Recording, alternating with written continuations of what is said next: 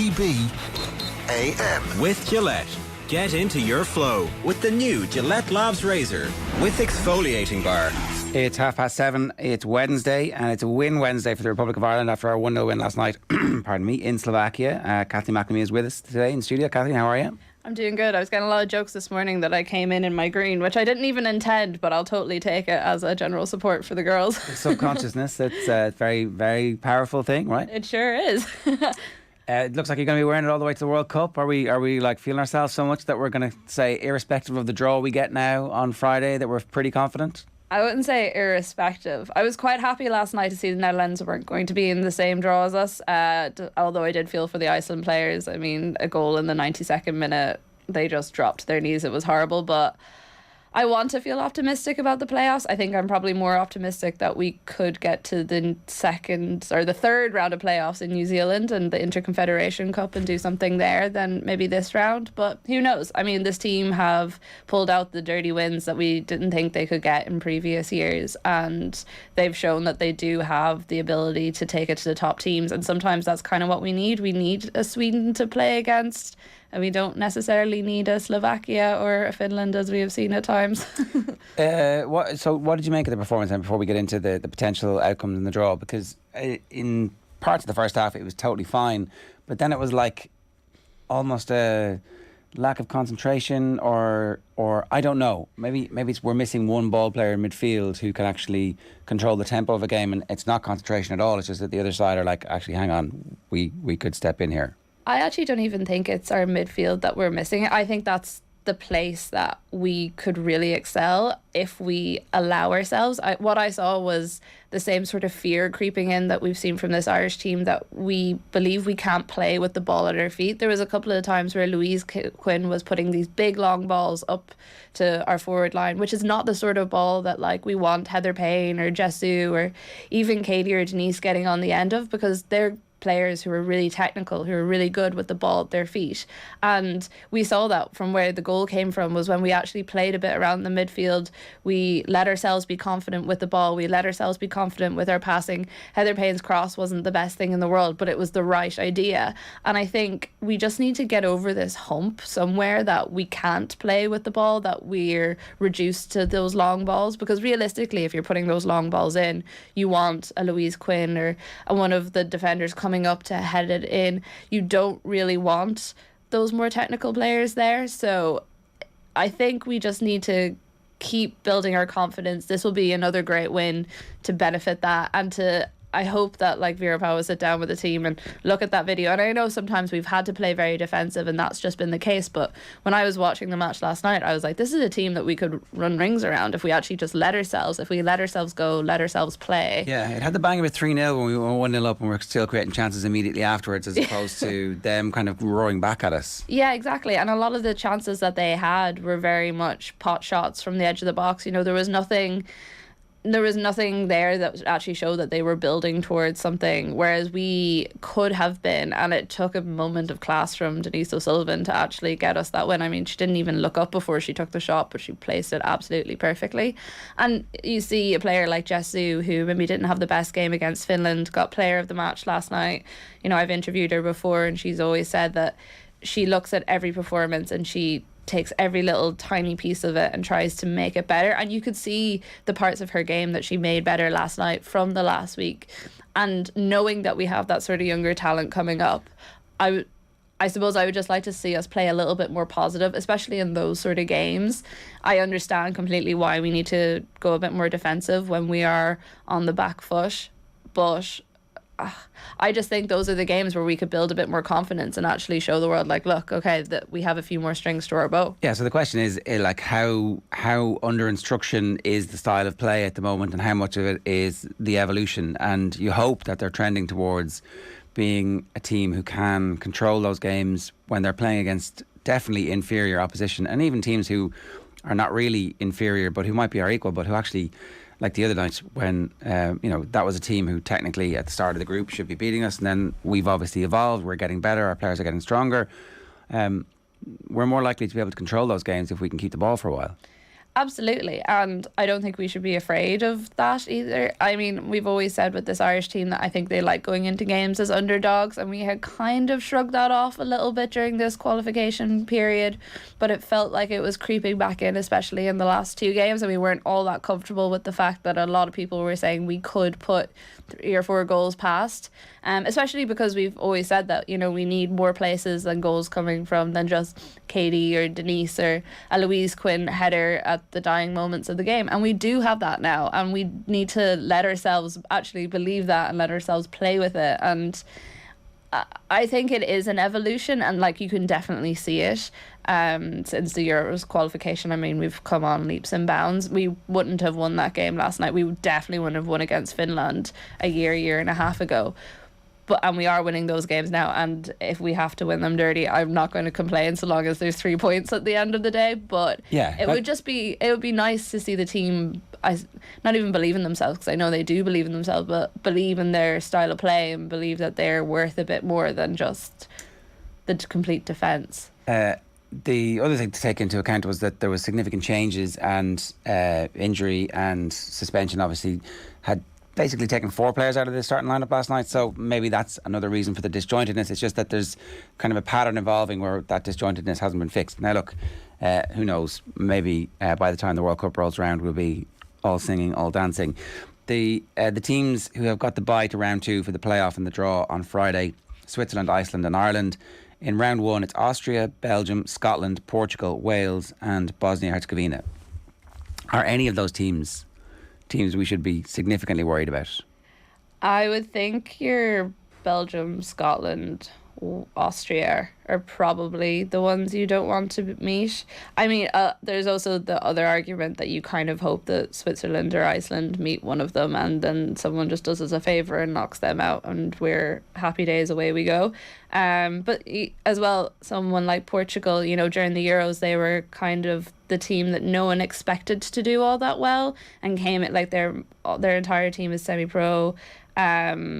And they play a really technical style of football, which we haven't really come up against in this qualification period in the same way. You know, you look at teams like Sweden and Finland, physicality, being strong on the ball, all that sort of stuff is really important to them. Portugal are one-touch passing, lots of fast play. So it would be interesting to see how we would actually do up against a team like that. I would hope we would do well, but I actually wouldn't count on it. Can we tell if we're more likely or not to be heading towards the conference playoffs if we win? So it's dependent on who had the best record. So, like, if that, you know, Switzerland, Iceland and us are the teams who got the bye, are we much behind Switzerland and Iceland? No, we're in a good position, especially with the fact that we didn't let a lot of goals in. I think we only let 4 in over the qualification period, which serves us well. I think if we can win our game, we're in a good position. If we can keep a clean sheet, we're in an even better position. But I think there is still that thing with this Irish team where on their day they can be great, and with it being a one-off game, it's just so hard to know how we're going to turn up and how we're going to play. I hope we're going to do well. I think if I had a preference of any of the teams to face there, it would probably be a Scotland or a Wales, because I just think we know their style of play a lot better. You know, we're going to know the players a lot better, because a lot of them play either in the NWSL where Denise O'Sullivan is, or they play in the WSL where most of our players are. So those are the sort of teams I think I would prefer us to come up against. It looks like we're all pretty evenly matched against those teams, judging from the results in the group stages. We got 17 points in the group. Austria, Belgium, Scotland and Portugal all got 16. Wales got 14 and Bosnia only got 11. So maybe they're the worst team, but it's unlikely that they'll make it to the final. They'll actually get past. Yeah. Switzerland and Iceland are ahead of us as things stand, so if they both win, then they're both going to get automatic qualification. Is that? Yeah. Is it as simple as that? It's so complicated, because it also comes into play if there's extra time, if there's penalties. It's the most complicated qualification process I think I've ever come across in my life. I think Mary Hannigan had a very good piece on it today where she was talking about we just need to go to Mars and beat Jupiter, and then we come back around and we'll be in New Zealand eventually. By the time the World Cup actually comes around, we'll have qualified. Okay. I'm just trying to work this out here. So the 6 teams in round 2 will be placed in one bowl with no seeding. And then 3 ties, and the first team drawing each tie will be at home on the 11th of October. So the 11th of October is our next game, irrespective of what happens. Yeah. And by that stage, we should have a fair idea of whether or not a victory is... More than likely, a victory is only going to get us into the inter-confederation thing.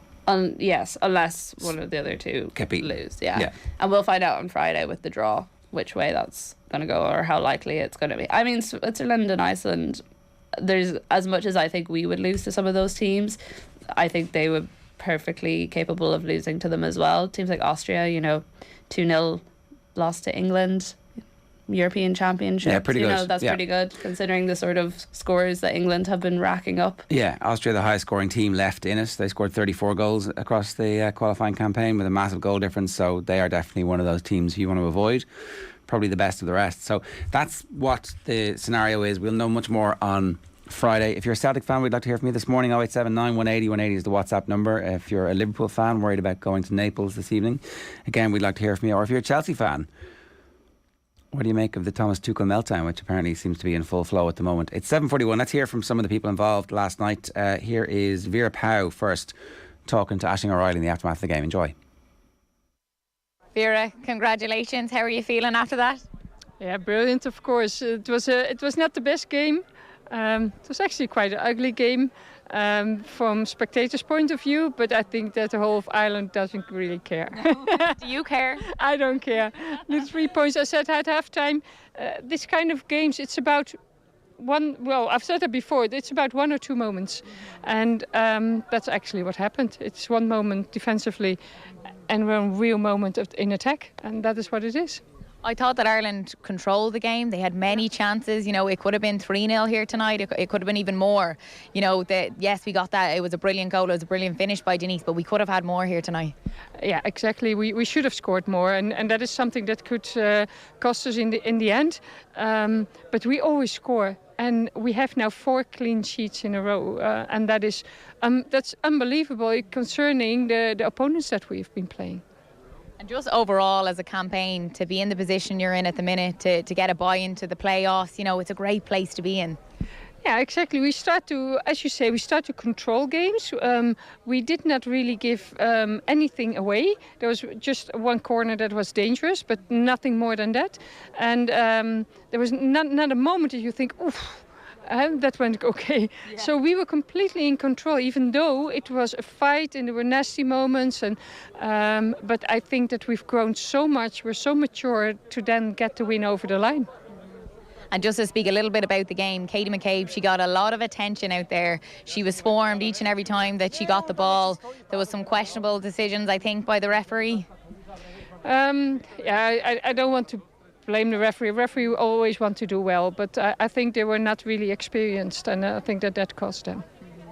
And she done really well. She was frustrated at times, but she kept pushing on. I thought she did so well to control the ball and get away from the players each and every time. Yeah, you could see that Katie is special and that she's gaining really experience. But to be honest, I had to calm her down a few times because you don't buy anything of that. If you are getting the one that's getting the red card. So, but she did really well to keep her calm. And overall, what were you most happy about tonight that the girls did? That you are able, after the Thursday night, to put such a fighting spirit and such a momentum into this game again. I've not seen a team doing that. After such a explosion of emotions, being ready again a few days later. And that shows that the fantastic work from the whole group. My backroom staff has worked tirelessly. We've controlled the lead up to this game because those players have just such a drive to make that step forward. And we've broken through a ceiling now. It's just unbelievable.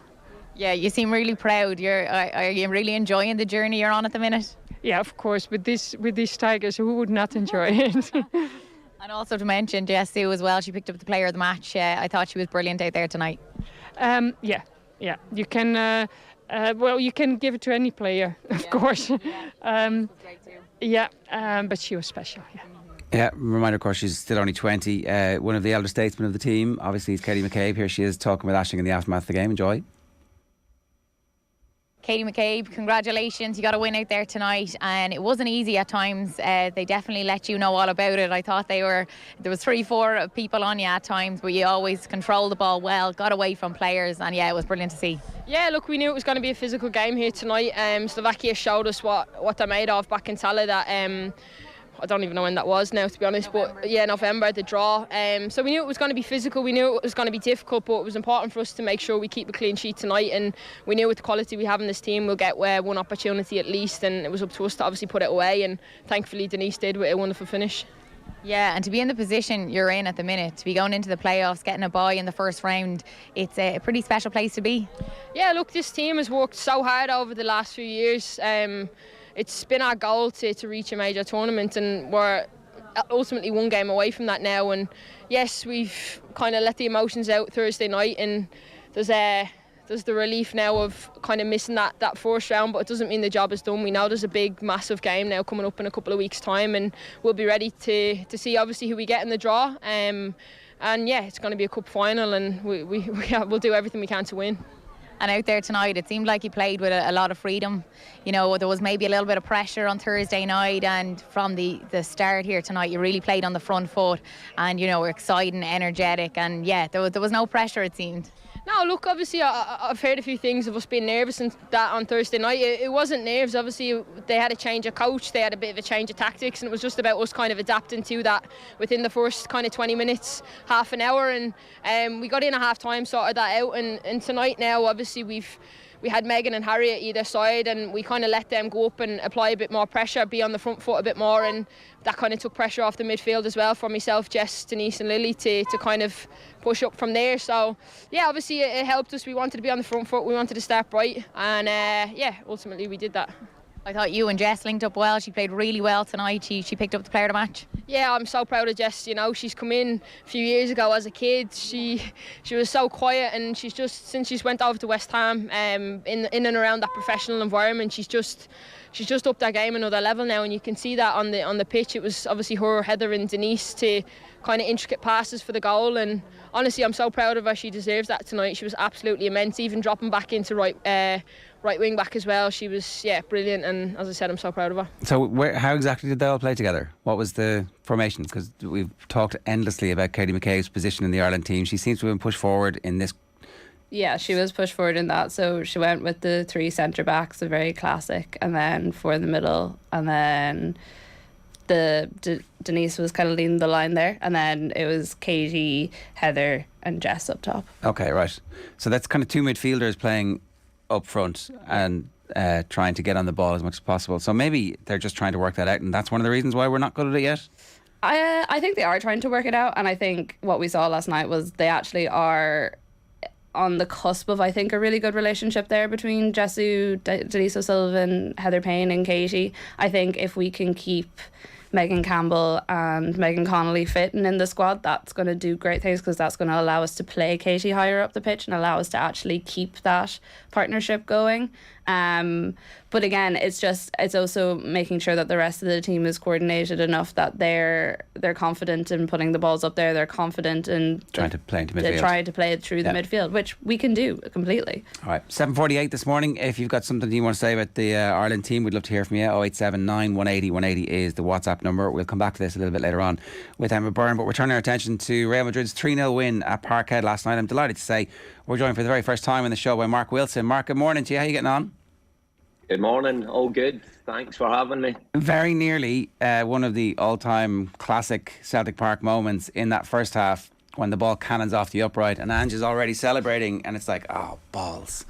So before that, let's talk about the good stuff before the goals start going in. What was the night like? What was the actual experience like, and how well do you think Celtic were playing at that stage? Well, it was an incredible evening at Celtic Park. I mean, one that's been missed for so long now. I mean, 5 years since Celtic have been at that stage, and I don't think they could have asked for a better draw when you get the European champions come to town.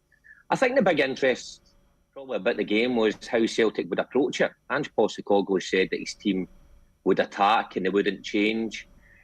Now, it's one thing saying that in a press conference, but another thing actually carrying it out on the night. And I thought that was the most impressive thing about that Celtic performance last night. For 45 minutes, They went toe to toe with the European champions, with other world superstars in the team. And in my opinion, Celtic were actually the better team for 45 minutes. They should have been ahead. They had the most clear-cut chances, a couple from Abada. You had Callum McGregor shot off the post. Another few efforts at goal from Hatate. And you thought at that period that Celtic really had to score. I always felt that Celtic had to score first, because if you let these big European superpowers back into the game, they will punish you. And that proved to be the case. And when the first goal went in, you could kind of see the Celtic players getting a bit deflated. Second goal kills it. But what a tremendous experience it was for the players and the fans who have missed it so much. That bit that you made the point about Ange's team doing what he said he would do, like that must be a moment of significant pride for the Celtic fans in particular, in that they didn't shut up shop. They didn't put 11 men behind the ball and try and get a scratchy 0-0. That's like, people aren't really going to remember, because he's saying that he wants this team to be a team who can compete at this level, and you can't do that by having no style. You have to have a belief in a system that everybody buys into and says, okay, this is who we are and we're going to die on our shields. Unless you're very pragmatic and you draw your way through the 6 games and nobody cares about it. So I don't know, like in those terms, I think the Celtic fans probably very disappointed with the result, but must be very proud in the performance. Well, you're right. I mean, I was on the phone-in show last night after the game here in Glasgow, and we didn't have one call from a Celtic fan saying that they were disappointed. Every Celtic fan came on that show and was proud of how the way the team played. I think that's Ange Postecoglou's greatest strength. From day one when he walked in the door, and people, let's be honest, not a lot of people knew who he was, but he said he wanted to play a certain way, a certain style, attacking football that got people off their seats. And he's achieved that domestically. Now, it's a different case when you go up against this level of opposition, and we've seen it being picked apart in last season's Europa League and last season's Conference League, which was disappointing. But they've got better at the system, and they're progressively getting better. Now, going up against the European champions, like I liked what Ange Postecoglou said in his press conference, and I said live on air last night that I thought they might need to be a wee bit more pragmatic. They might need to get bodies behind the ball to stifle Real Madrid at times. But I was wrong, because they took the game to them, and Real Madrid almost looked like they didn't know what had hit them for that period in the first half. And if you're a Celtic fan, it's great watching that. I mean, Scottish football, we're a small league with small budgets in comparison to these superpowers. So to sit in on your 18-yard line and just hope that you'll manage to scrape a draw certainly isn't this Celtic manager's style. It may work sometimes, but he doesn't want his team to play like that. He wants his team to learn, which I think the fans buy into. I think they go there to Celtic Park knowing what they're getting, and I think they would have been disappointed if his team sat in last night and it even was 1-0 Real Madrid. I think the Celtic fans are at a stage now, they're enjoying their creative players having the freedom to go and express themselves, and if they get beat 3-0, well, so be it. They may learn next time and may get a better outcome next time. But one thing you will say about this team, it's exciting to watch at either end, in either box. It's brilliant to watch. That's the other thing, right? So they could have had a pragmatic 0-0 draw last night, but what's the long-term benefit to that group of players in terms of learning what the quality of opposition is like when you're going to try and win and try and be aggressive? And that seems to be the thing that has kind of tilted. Maybe could you take us back and those first few games when Ange arrived, was this quality of performance something that Celtic fans were dreaming of, or was there a little bit of like, what are we trying to do here? Because it's obviously a significant departure, in terms of name, in terms of recognition when he walked through the door. From there to here has been quite the journey. What's your recollection of how he was responded to at the start? Well, when they came in, like you said before, not many people knew who he was. I mean, to be honest, I didn't actually know who he was. I was asked to do a television piece here in Glasgow. I actually had to Google his name to see his history, how to pronounce it. There's one for you, because you don't want to pronounce it wrong. So that shows you where the kind of guy was when he came here. Even his style when he came in. Now, he's a very good communicator in the media. Celtic fans bought into that straight away. But when they saw the first few performances, I think there was an aspect of what are we trying to get out of this team? Or did we have the personnel to play that way? I mean, probably not. Now, it took a wee bit of time.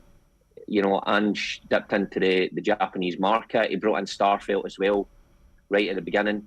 They went to Tynecastle, if you remember. It was an incredibly poor performance. They were undone. I don't know if there was much panic, but I think the sport was divided at that point and thinking, we can see the identity, but there has to be results. I don't think Ange Postecoglou ever shied away from that. I always thought he knew what the club was, what it stood for, and what you needed to achieve in terms of results. So it's okay playing attractive football and it's brilliant to watch. Ultimately, if you get undone, then you'll be out of job within a year. Now, he started getting things right. His recruitment was spot on. In fact, I'm trying to think of some negatives in his recruitment. I can't really think of any. They spring to the top of my head. Everybody has chipped in.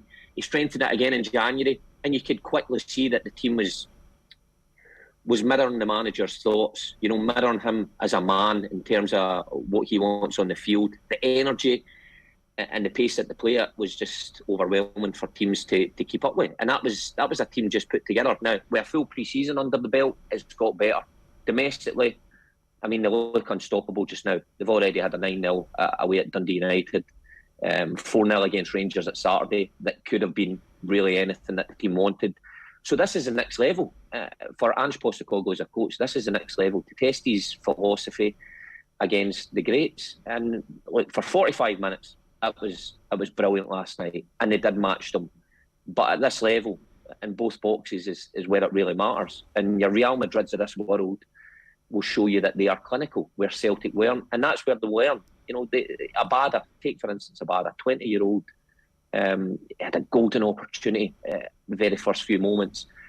Maybe somebody with more experience may have taken that in, slotted it away, and it was a totally different game. So it's still a work in progress, but as I keep saying, it is magnificent for the Celtic fans to watch. It's funny, the first minute, so obviously the McGregor off the post is like a beautiful sweeping movement that would have been one of the all-time great Celtic European goals. But the first minute of both halves, they actually had great chances. That clinical nature that you're talking about, Vinicius Junior had it. In fairness, Eden Hazard did miss a sitter in the first half. Maybe not a sitter, but certainly he looked rusty before actually really coming into the game in the second half.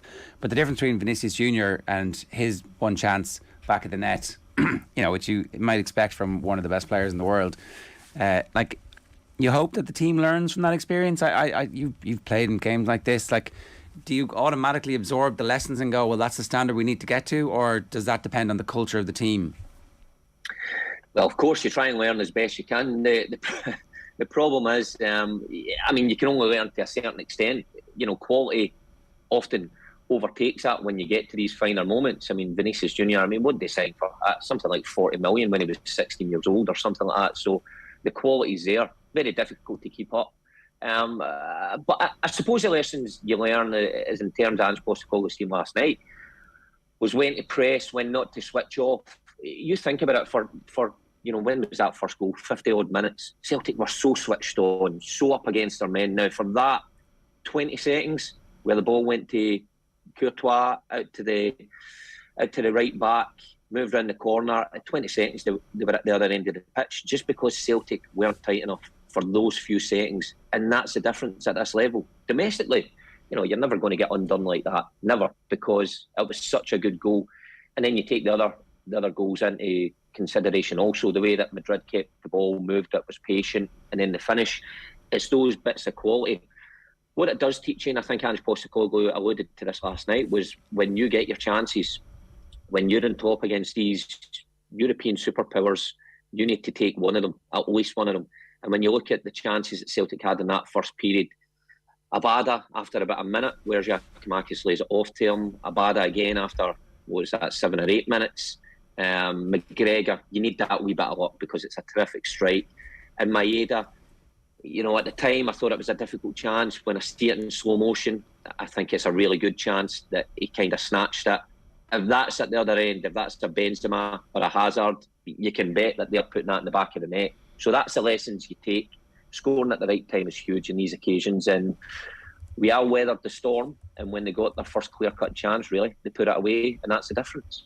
the group is a tough group, but last night's other result in it, with Leipzig being hammered at home by Shakhtar Donetsk. I'm not sure we all expected that to happen. I don't know if that's a good thing or a bad thing, but it certainly means it looks like everybody's going to take points off each other. So it's not a disaster by any means. Having said that, I think that maybe if Celtic fans were plotting a path out of the group, then points against Donetsk were definitely on the cards. So maybe need to revisit that. What's the sense now about what success is going to look like from this group? Is it qualification for the next stage? Is it qualification for a different tournament? Is it still being in Europe at the end? Well, I think Celtic and Ange Postecoglou probably still think that they can finish second in this group. I don't think much has changed since last night. I think everybody realised the task of last night in Real Madrid, and it'll be the same the second leg in the Bernabeu. It's the games in between. I always found that when I played at this level, that you had your big hitter and you assessed the other two sides. And like my teams, I would argue that the teams I played in, we got to the last 16 twice, probably weren't as good as this Ange Postecoglou side. They certainly weren't as exciting as this Postecoglou side, but we knew where to take points, and we were successful at taking points against the other teams. I think you look at Shakhtar Donetsk, everybody thought that they would be the easiest tie, but of course the result last night throws that up in the air. Look, it's going to be interesting. The one thing the Celtic players can't do is think that Shakhtar Donetsk and Leipzig coming to Celtic Park is going to be an easy game. Yes, they won't be as good as Real Madrid, but at this level, they're all going to be tough. I do think it's important that they take something on the road as well. That's always been the Achilles heel for Celtic in Europe, in the Champions League. Even back in my day, we never won away from home. So it's a big ask, but still possible to be second in the group. Last question for you then. The only other thing that they need to get used to is the emotional intensity of last night. League game at the weekend, go again to a trip, Poland next week, and then back again. So that grind, do they have enough of a squad at the moment to be able to deal with that, do you think? Oh, without a doubt. I mean, they've got stacks of players. Even when you look at the stand last night at Celtic Park, the quality, look, domestically, it shouldn't be a problem. You're right a bit emotionally. You think of this week and what that would have taken out the Celtic players' legs from Saturday to Tuesday, two huge occasions. Then you come back down to earth with a game at home against Livy. Look, Ange Postecoglou only has to look behind him to see the wealth of talent that he's got. I think he will rotate it on Saturday. He always said that at the start of the season. He was going to have his horses for courses, and he'll pick a probably different lineup, and they have to go again next week. Incredibly busy period, but see, when you're a player, there's nowhere else you'd rather be than in the Champions League and sitting at the top of the table domestically. Mark, great to have you with us this morning. Thanks a million for joining us. Cheers. Thank you. Cheers. That's Mark Wilson there from Super Scoreboard, the legendary radio show on Radio Clyde, and of course former Celtic footballer as well. If you want to get in touch this morning, 0879 180 180 is the WhatsApp number, and OTB AM is brought to you live each morning by Gillette Labs for an effortless finish to your day. That is the big challenge though, isn't it? Like, Livingston is a little bit after the Lord Mayor show when it comes to we were just playing Real Madrid, now it's Livingston. I know, it's not really comparable in any way, and I think, it's interesting. I would be interested to know how long Celtic fans think they can hold on to Ange, because like Mark was saying there, no one really knew him when he was coming over, obviously playing in Scotland. Not a lot of people are going to be watching Celtic in Livingston, but now he's done something quite remarkable on a European stage, so it'll be interesting to see, can they keep a hold of him, or will he go on to different things in the next while? That first half performance was insane. I didn't really know what I was watching. I didn't expect it at all. I know I joked beforehand because Aisling O'Reilly had said that they were going to win 2-1, and I was actually thinking, God, she got the Ireland result right and she's going to get this one right as well from the way they were playing. But it was just unfortunate that they didn't have that little bit of finishing power, or even just a little bit of luck with some of those shots. A few of them, it was just the underside of the bar that got them, or it was just inches wide. And you'd love to see them do it. The atmosphere last night was absolutely insane. Yeah, so 2 more home games from still to come, and still the opportunity. The Donetsk actually hammering Leipzig in Leipzig. I don't think anybody really expected that. So I don't know what that means for the rest of the tournament. Does that mean Leipzig are going to be no good for the rest of it, or does that mean Leipzig are one of those teams that are quite, you always feel like they're in transition or something. It's very hard. They'll have one very standout player. They'll end up getting signed to the Premier League or one of the other bigger leagues, and Leipzig falter for a while, and then they kind of come back and everyone thinks they're going to do something and then they don't. So obviously that no one expected them to lose as well as they did to Shakhtar, but I think it's as much condemnation of where Leipzig are at as it is Shakhtar might or may not go on a run for the rest of the Champions League. Well, yeah, we'll know a good bit more next week when Celtic are in Shakhtar. So just a reminder, the Premier League is back. It's competition time. We've teamed up with one of Europe's largest sports events ticketing and hospitality companies, Champions Travel, to give you the opportunity to win a €250 Champions Travel voucher every day this week. These can be used on Premier League match trips as well as on a host of other sporting events. Daily winners will also be entered into our grand prize draw, where one lucky winner will win a trip from a selection of Premier League games with flights and 2 nights accommodation included. Tender, just tell us who this man is telling us what quote he has tattooed on his back. Well, Joe Bradley, what do you think of that? You can tweet us your guess on our main Twitter account, which is @offtheball, and we'll play it again one more time. Well, Joe Bradley, what do you think of that? It's not a Shane Hannon from yesterday, It's is not. it? It's not. Brawley was delighted with that, of course. A reminder, OTB AM brought to you live each morning by Gillette Labs for an effortless finish to your day. We should tell you that Nick Kyrgios is out of the tennis, Coco Gauff is out of the tennis, so everything we were talking about yesterday with Jenny Claffey, all of a sudden, not all gone. Yeah. Kyrgios beaten in 5 sets. Went a bit Nick Kyrgios. Yeah, it's disappointing to see. Like, I covered Wimbledon for 2 weeks last year, and I actually really enjoyed watching him play because it was the right side of entertaining. You know, he was messing with the crowd, he was chatting, he was not being the normal sort of Wimbledon decor that you would expect, but like smashing 2 rackets after losing. I know it was his best chance to win a Grand Slam, but it just seems so unnecessary. And the fact that he went back for the second racket as well, he wasn't happy enough with the first one once he'd smashed it 5 times. It's disappointing, but it does leave the rest of it quite open. And I know we said yesterday that we thought Coco Gauff might go on a golden run, but I think Jenny Claffey also said that Caroline Garcia, if she managed to get past Gauff, had a very good chance going through the rest of the tournament. And you've Onstrouber as well, who won yesterday, who's been quite quiet and hasn't had all that much buzz around her in this tournament after all the buzz that was around her in Wimbledon. So it's set up very well. There was a great shot from Ruud earlier in the day as well when he beat Berrettini through his legs, which is quite good to watch. I saw the video going around on Twitter. 6-1, 6-4, 7-6 Ruud beat Berrettini, so just handled his business, and has been handling his business largely through the tournament and may now be the favourite. I think so. Alcaraz obviously is a higher seed and was amazing on hardcourt all season up until Wimbledon, and then I mean, Alcaraz is a great one to watch as well, but I think it was the way in which Ruud got rid of Berrettini. It was just so clinical, and he seemed to have his game plan down completely. I mean, I'd love that as a final. I think it would be great. Yeah, so worth getting your free week of Amazon Prime, or maybe you want to wait until the football and I don't know, when is the first round of Amazon? It must be fairly soon. A reminder to the Gaelic Football All-Stars out at midnight last night, and as you'd expect, it's like 12 Kerry, second at Galway, third are actually Derry, who have more nominations than Dublin, I think. And the Footballer of the Year nominees are Cillian McDade, Shane Walsh, and probably the winner, David Clifford. They're the 3 nominees. They say Cillian McDade has a good case. Does people keep saying David Clifford is a shoo-in, and I know why, but I would actually love one of the other 2 to win it. I think David Clifford has got a lot of his plaudits and will get a lot more of his plaudits, but the other 2 were just so impressive during the whole season.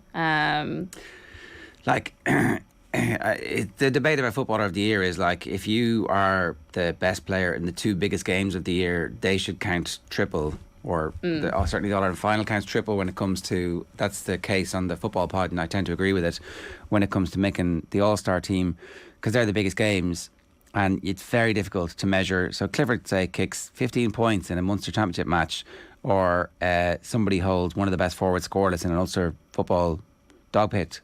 These 2 performances are not the same. Yeah, how do you measure them against each other? Almost impossible.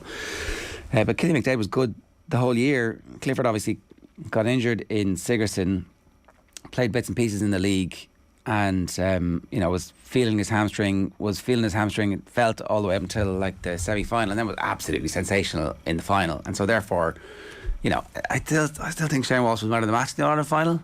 Well, he was my tip at the time. I was quite annoyed. I just don't know. I love watching David Clifford play, but I do think that because of that inconsistency throughout the season, and I know you should count those bigger games for more, but consistency as well. Like, it's hard to do it on the day, but it's even harder to do it over an entire year. And I think for me, and I'm going to go against maybe you and the football pod in this, I think doing it over an entire season is a bit more important than in the final. So your vote's Killian McDade? Yeah. Okay, all right.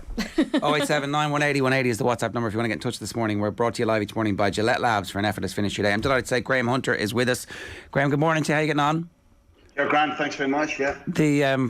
Let's start with Real Madrid and the way they handled their business. We've just done 15 minutes with Mark Wilson, the former Celtic footballer, and he was like on the phone-in show on Radio Clyde last night. The Celtic fans were all pretty happy with the quality of their performance. I can completely understand why.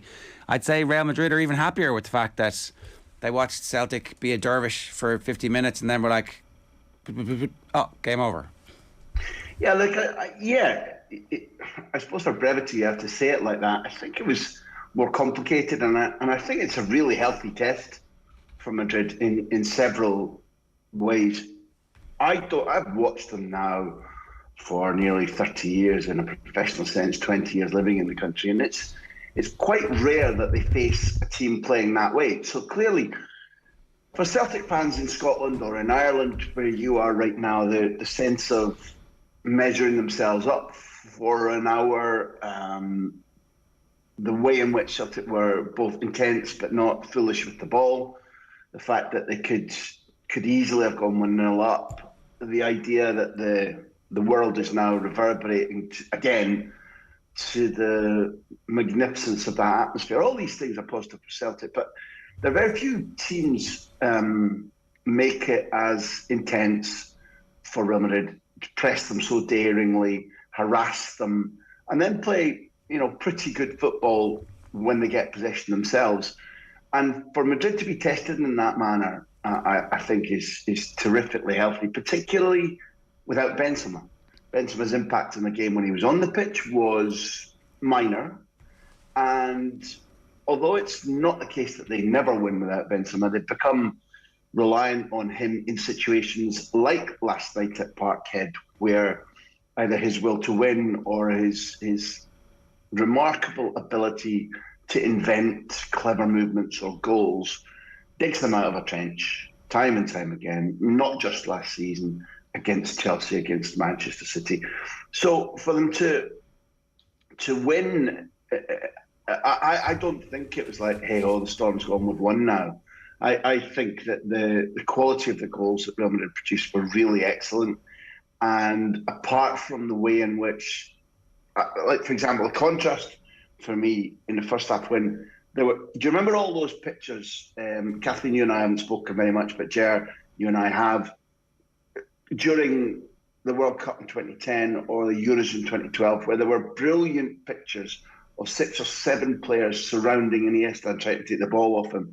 Well, it didn't quite get to that proportion, but there was often 2, 3 or 4 men encircling Vinicius in the first half from Celtic.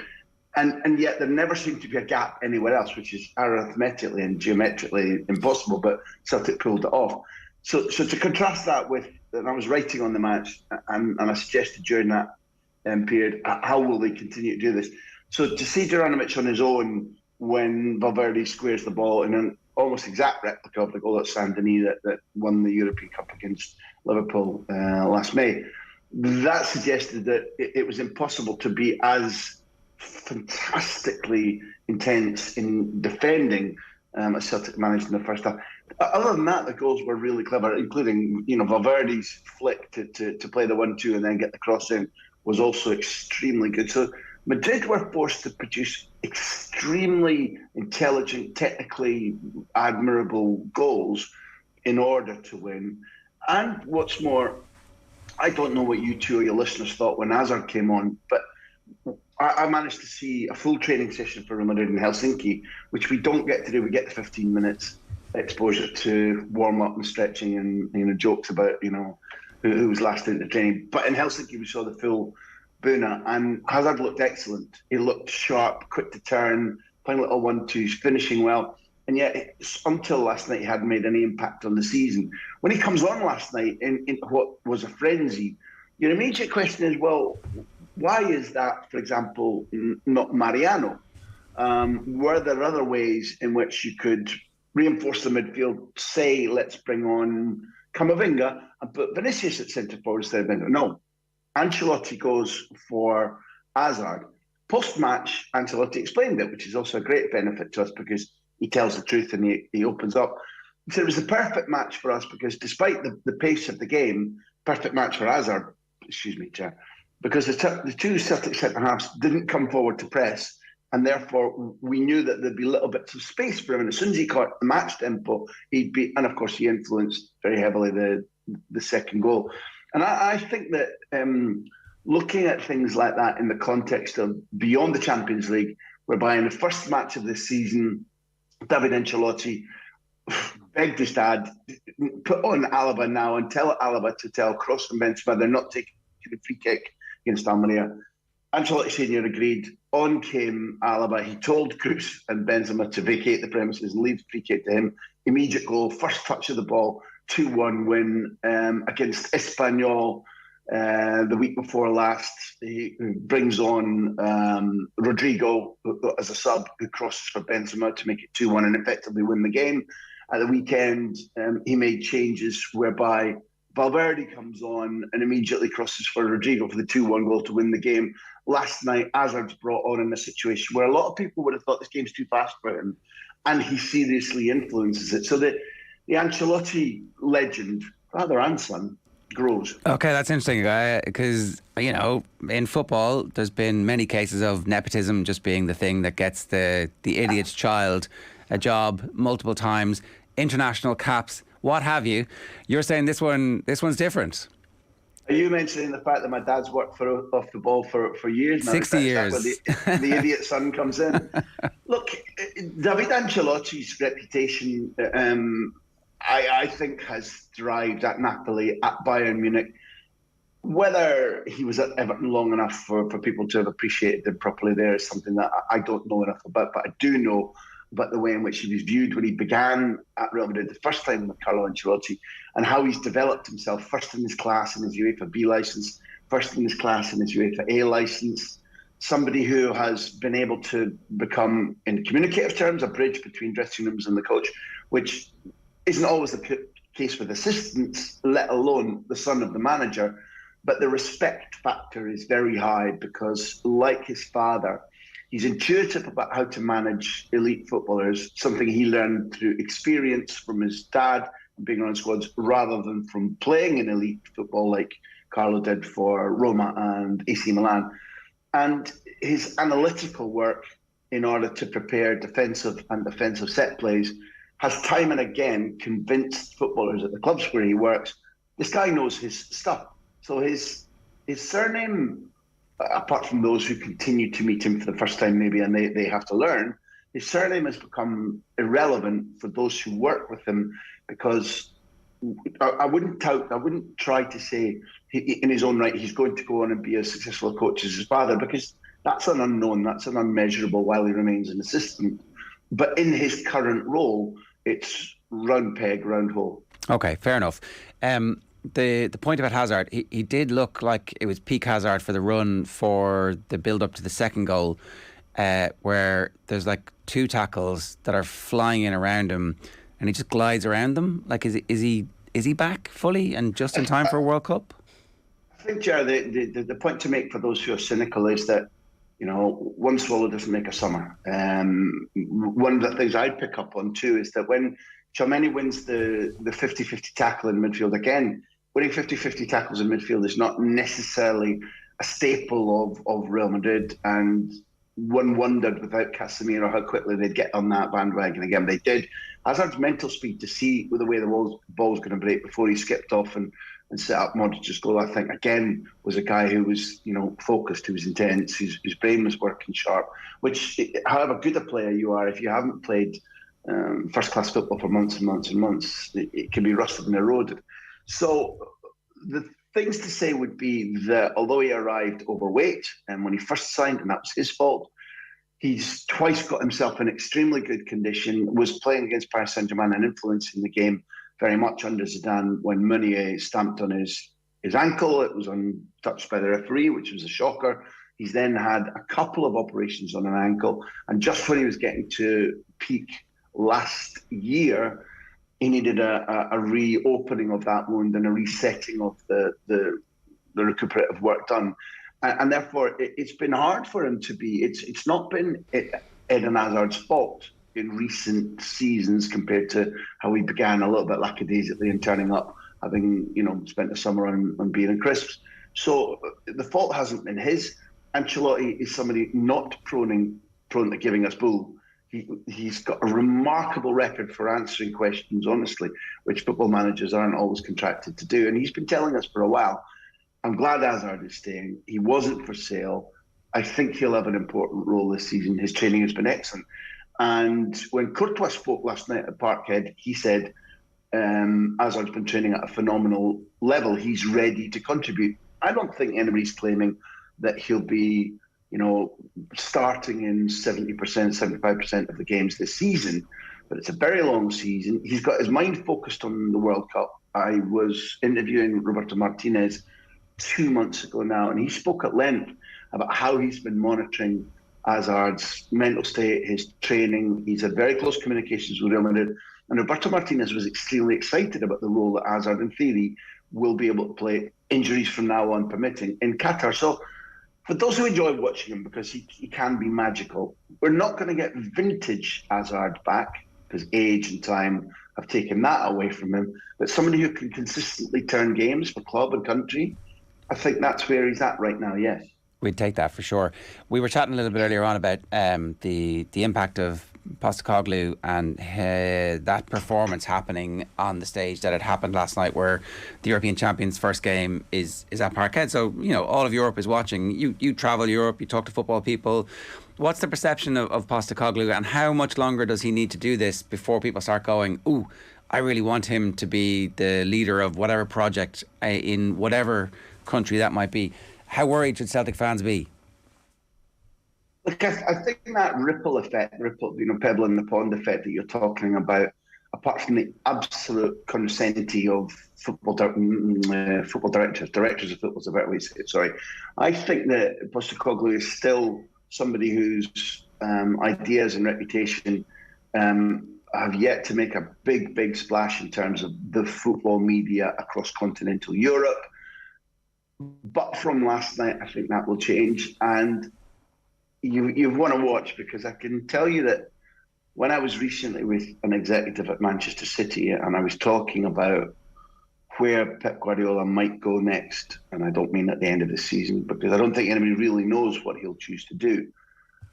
I was offering up a couple of ideas about where the next candidate might come from. And this City executive interrupted me and said, don't forget Postecoglou.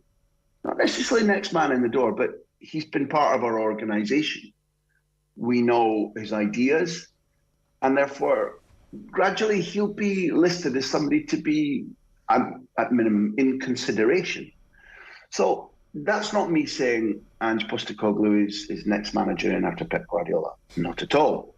But you asked about how have his teachings, his personality, the brand of football Celtic is playing, how have they begun to make a name for him, send ripples across the pond? I think that will be, to a degree, augmented by last night, because those who plan and those who look at succession don't stop at the result. They look at trends, they look at ideas, they look at consistency, they look at robustness, and they look at fit with what they've got already. So my opinion is that you're right to say that sooner rather than later, those clubs who like Ange Postecoglou's personality, ideas, philosophy, the brand of football his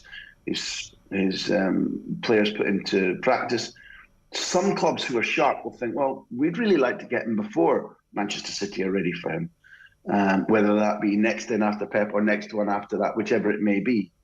So I think that there'll be a market for him, at least in consideration, when big clubs start to scratch their head. Maybe not during this season, but it would surprise me if there's a vacancy in a progressive, successful continental club, maybe even England next summer. and Ange Postecoglou's name doesn't get on the table for serious consideration. Right, that's Celtic fans' worst nightmare. It's like, oh, we've discovered a genius, and then it's like the rest of the world discovers him too, and they're, you know. But here's the thing: if City are already thinking and talking about him, maybe a couple of years in the Champions League with Celtic would actually be more beneficial to him to get the super gig as opposed to taking a mid-tier Premier League team with all of the vagaries of the ownership that we know, like an Everton or a Villa or a Leicester or any of those teams, which hasn't always been a successful route for former recent Old Firm managers.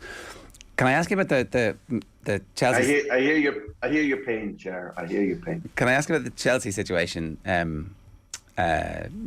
Yes. People talk about the Tuchel, the epidemiology of the Tuchel meltdown that happens at some stage, and generally there's been recoveries. He's clearly an excellent coach and manager, and really understands football at a very deep level. I'm just wondering about his emotional intelligence, maybe, to be able to knit together the squads that he has. I managed to catch the first 15 minutes of the game, double screening with the Ireland game on at the same time.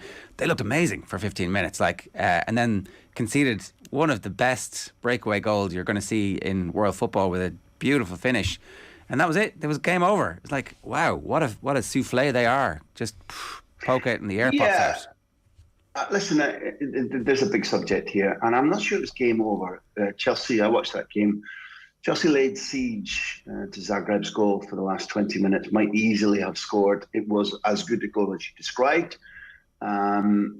But using your own words, where does that pattern of looking sensational, looking like they should score, or scoring and then falling apart, ring bells for you? If you watched the defeat at Southampton, the body language, the inability to wrestle their way back from an opponent landing a sucker punch, it was almost identical. The personnel were not identical. Tuchel made, I think, some reasonably smart changes, and it's pretty impactful how Chilwell isn't suffering from some of the malaises that others around Tuchel are, because he's been out for so long and he's been a high impact player since he became fit again. The choice to drop Mondi and put Kepa on didn't backfire, but for my taste, Ziyech is a good example, and I think he's a microcosm of much that's wrong for Tuchel right now. Ziyech, along with Hudson-Odoi, before the Southampton game, before the market closed, was told he could go to Ajax and thought he was going to Ajax. There was a little bit of untightening of the belt on Ziyech's part on the weekend prior to the Southampton game. Over the next couple of days, his training perhaps wasn't elite, and yet when the move broke down to Ajax, he was straight in the team at Southampton. Didn't play well last night, wasted a lot of good possession and took free kicks repeatedly, which were extremely poor. Now, that's something that a manager can back a talented footballer over and again, and when he comes right, people like us will say, look how clever that manager was to keep faith in this creative footballer. But when you've got a footballer who was nearly out the door, who just lessened his intensity a little bit, to speak euphemistically, and then plays repeatedly in a losing team, others around him, hard-nosed players around him, will be a bit messed with the footballer, but much more so, it'll be corrosive about their relationship with the coach. And I think if you look at the body language last night in Croatia was not so bad. The body language from the moment that Southampton went ahead just before the break in the game before the West Ham win, which really shouldn't have been the goal that Frederick scores should have stood. They should really be honestly now draw defeat. And there's a little niggle for the American owners that Tuchel seems so determined not to give Pulisic sufficient faith and sufficient starts. I don't know what's wrong between them. They worked together at Dortmund before Chelsea, and it should be a productive relationship, but at the moment it isn't. And that doesn't mean that because Pulisic and the owners share nationality, that it should be an automatic choice. That would be wrong. But it's getting up the nose of his employers that Pulisic is not a go-to player for solutions in a time when the team is playing badly. So I think Tuchel has some difficulties ahead of him, and beyond simply results being better, because he has a squad which is still strong, and Aubameyang is in good nick, jaw and mask aside.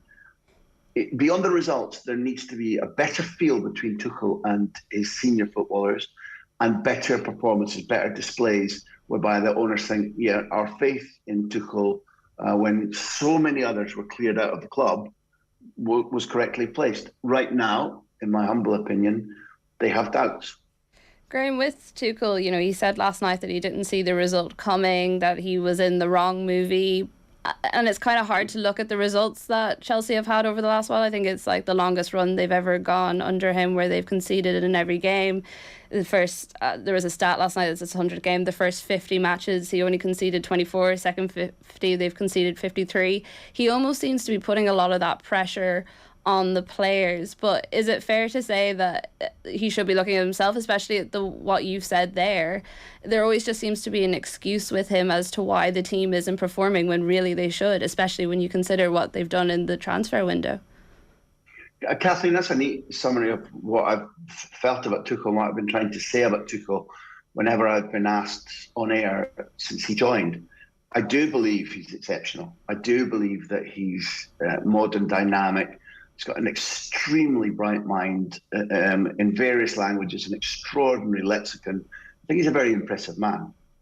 I think a Andreas flaw that runs through his career and through him is that, for example, when he's on the touchline and being histrionic and explosive, as we've seen throughout his career, not just in England, and which makes very good television, some of the things that I'm told are that substitutes on the bench are listening to him berating his players on the pitch and the terminology he uses, and often fall to thinking, well, when I'm on the pitch, is that what he's saying about me too?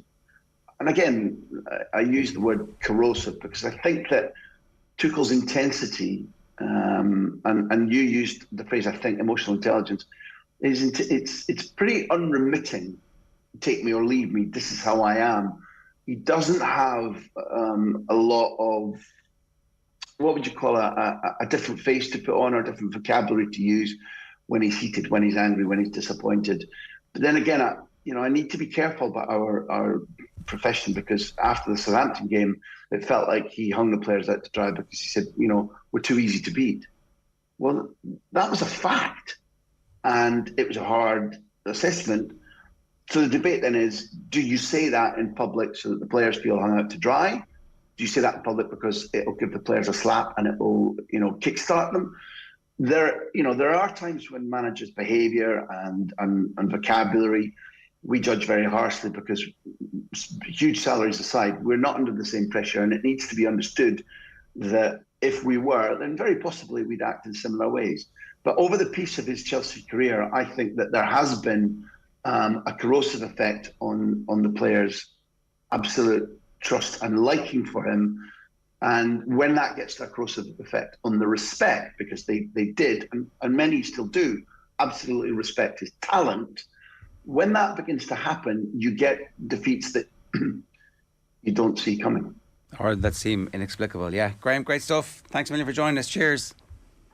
It's Graham Hunter giving us some thoughts this morning on that. It's interesting, that point about the people on the bench wondering, is he saying that about me? And then it's also like he's abusing those players on the pitch, and I still can't get on.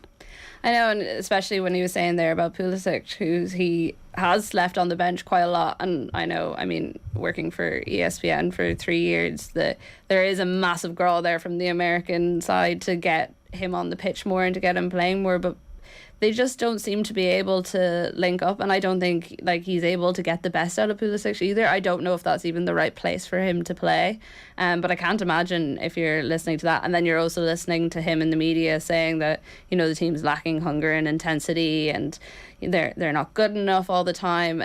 It is unrelenting, and I don't see how that actually benefits a team. I think you need a very specific sort of person for that to actually spur you on. And if you have a squad of 30 players that you're dealing with week in, week out, then you're you're not really going to get the best out of everyone on that team. You need a bit of a mix. Yeah, now the one thing is that games are going to come thick and fast, so he's going to have plenty of opportunity to try out whatever it is that he's trying to do with this team, which is in transition, even though they just won the Champions League a couple of seasons ago.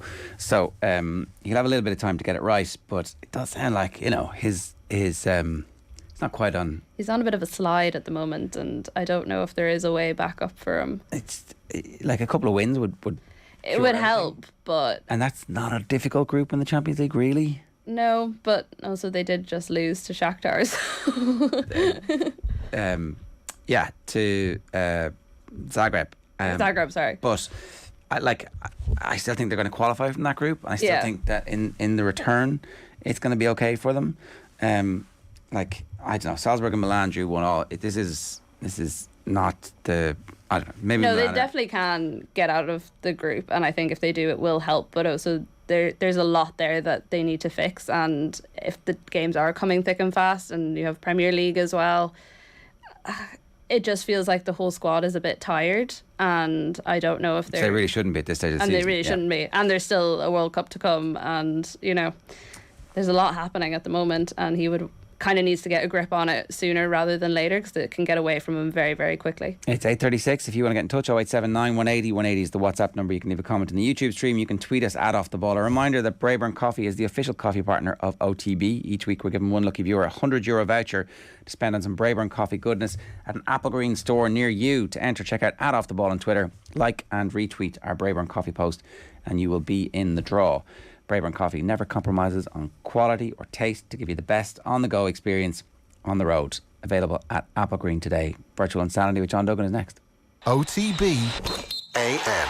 This is OTB Sports Radio. Off the ball. I don't think Springboks are in crisis because you would hate for a team that is so phenomenally good a year out from the World Cup to be world number one and then to go out in the quarterfinals. Yes, Stephen, we know. Subscribe to the rugby stream on the OTB Sports app now. If your business relies on a van, that wouldn't sound good. But this does. Get up to 75% off van insurance. Now available in FBD branches nationwide. FBD Insurance. Support. It's what we do. 75% no claims discount based on 5 years claims free. Available on new van policies. Used for farm or business purposes. Terms and conditions apply. Underwritten by FBD Insurance plc. FBD Insurance Group Limited, trading as FBD Insurance, is regulated by the Central Bank of Ireland. Things that put people off on a first date. Showing up late and getting your name wrong. Always a great start. Looking at their phone more than you? Hello? Someone who only talks about themselves. Oh, really? God, aren't you great? Look, no one said dating is perfect, but at GoDating.ie, we promise we'll always try and find your perfect match. Because somewhere out there, there's someone for you. And GoDating.ie will help you find them. Yes, even you, socks and sandals guy. Go on, go for it with GoDating.ie. OTB AM. With Gillette. Get into your flow with the new Gillette Labs Razor with exfoliating bar.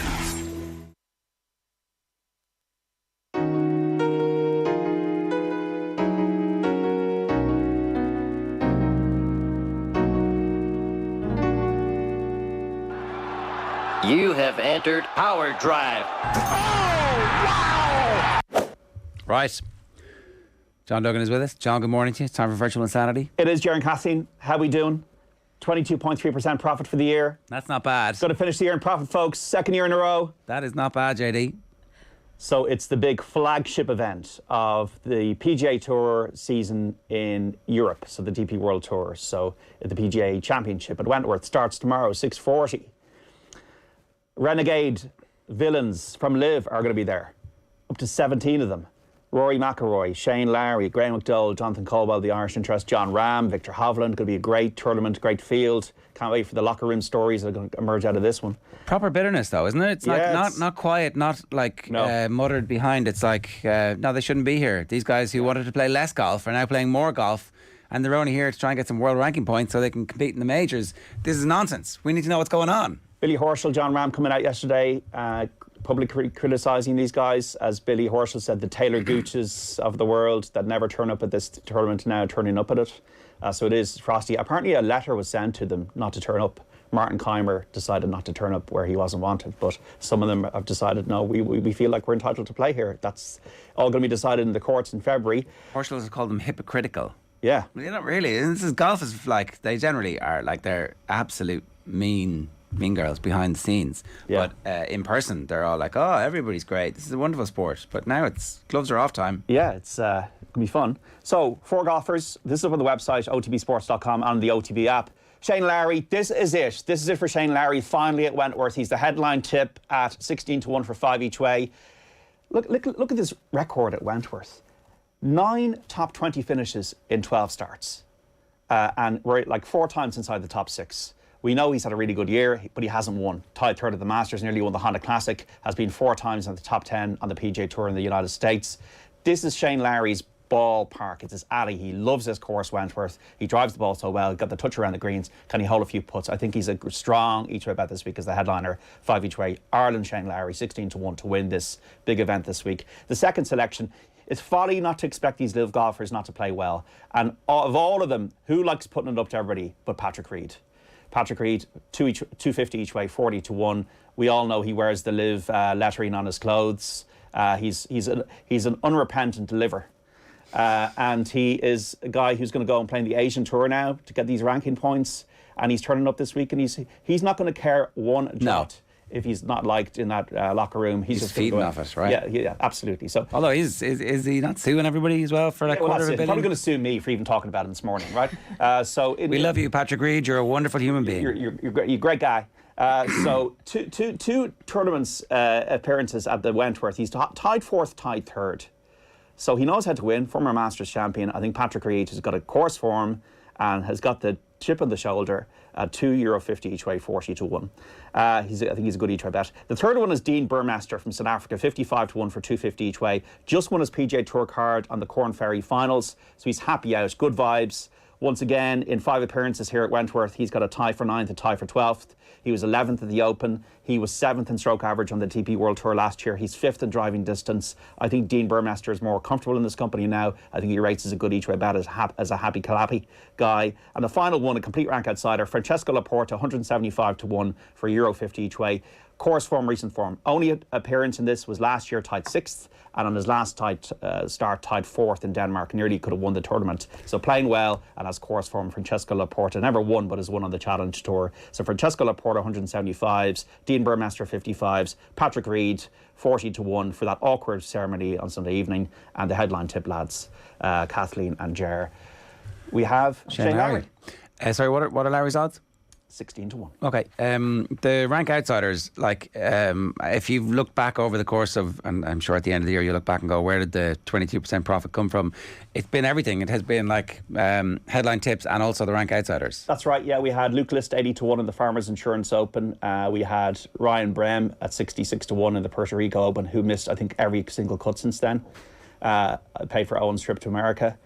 We had Scotty Scheffler 25-1, won in his first tournament back in Phoenix. And then we had Will Zalatoris recently won at 25s and Patrick Cantlay at 16. So a mixture of both and a lot of heartbreak stories. No major success, ups and downs. But look, ultimately it's about keeping the faith, and I think we've done that. So yeah, look, hopefully don't lose your shirt, folks. These are small little stakes, €20 here each, this way and that every week. But hopefully this week we'll have a bit of fun. But the interesting thing about the PGA Championship, you've got Andrew Oldcorn, Ben Ann, Scott Drummond, Simon Kahn. You can have unheralded winners, so don't be put off if you think it's not just about Rory and John Ram this week. You could have an outsider winning. Who has been the most satisfying one for you? Which has been the call that you look back on now, and that's the one that... Will Zalatoris recently, Kathleen, because I was actually in loss. I was about 800 out of 1,000, and that was the one that got me over back into profit. So that was the one, and he won in a playoff, and it took him about 25 holes to do it. So you're on edge. You know, I don't really have a nervous system anymore after that. But the most satisfying one is when you feel like you've spotted something, and then it comes to fruition. But I've also been tearing my hair out this year over Matt Fitzpatrick winning the US Open and going off players and then they go and win. But that's the fun of it. But yeah, anytime you feel that your faith has been rewarded and then it does happen, it is the most satisfying one. That's this week's edition of Virtual Insanity. What else is going on, JD? It's going to be an interesting evening, I think, this evening with Liverpool and Naples. Jurgen Klopp saying he's never won there. Spurs playing Marseille, Spurs back in the Champions League. Conte, I was looking at the stats, he's only got a win record of 33% in the Champions League, which is fascinating for him as a manager, such an elite manager. It has been his failing, really, as a manager. Thomas Tuchel, obviously, is unhappy. Every single press conference is got a lot of tension in it at the moment. So I don't know what's happening at Chelsea. We'll need to probably read the Athletic's 25,000-word article on it over the next few days and see what's happening there. Obviously, Erling Haaland, every single time we talk about him, you know, it's another landmark or another record. I know, we didn't even mention Haaland and the goals last night, or the routine 4-0 away from home victory for... It's kind of bloodless. It's kind of boring at this stage. And, like, we haven't even seen Haaland in a City jersey all that much, and already it's kind of getting a bit like, 12 goals in 7 games, unbelievable. It's nice to watch at the time, but there's not all that much you can say about it afterwards, apart from he's phenomenally good. Gary Neville was comparing him to Jaws, the character in the James Bond movies. There's kind of ring of truth to that, you know, just get out of my way, and, you know, I'm this kind of superhuman character. And Celtic thought were great for about 50 minutes last night. I mean, anybody who went to that game, like, it was just unbelievable, that atmosphere. Like, you heard the Champions League music through the TV screen, the hair's back of your neck. And then Nick Kyrgios absolutely losing his rag overnight in New York, probably with the knowledge that he really had a chance to win this Grand Slam, and he's blown it. Footballer of the Year. Yeah, David Clifford. Is there room for Killian McDade? Well, who could have been the third person? Because Shane Walsh and David Clifford obviously were the top two. Is that what you mean? Well, no, to actually win it. No. That's a very firm no.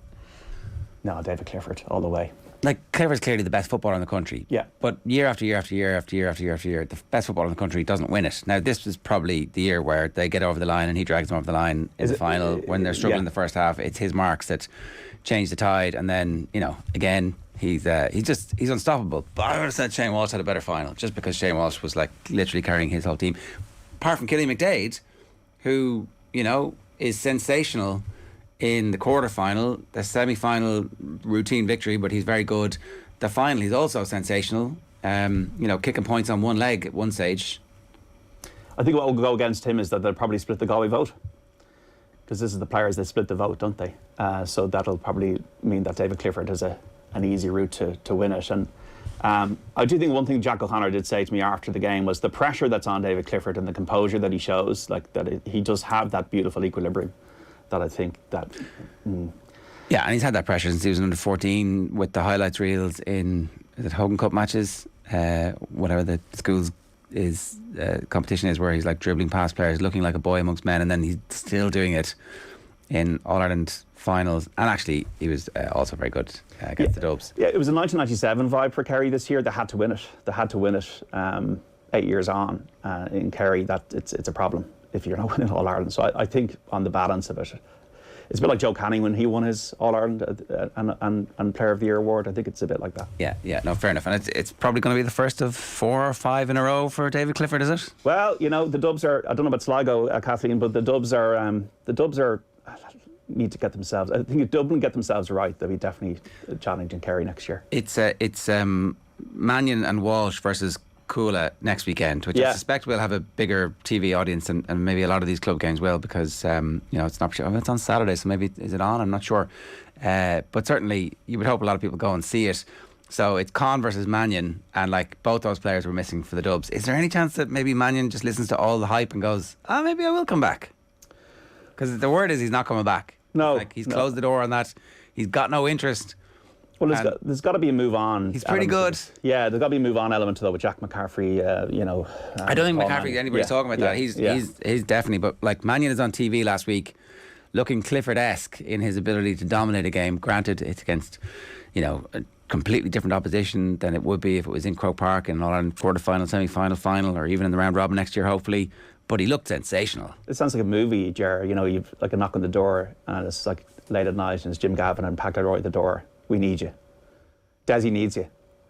You know, you need to do it for the county. Maybe it's Con. Maybe it's Con and Fenton going, let's get the band back together one last time. Yeah, we need you. And, you know, it's like 11 o'clock at night. It's open the door. What story, lads?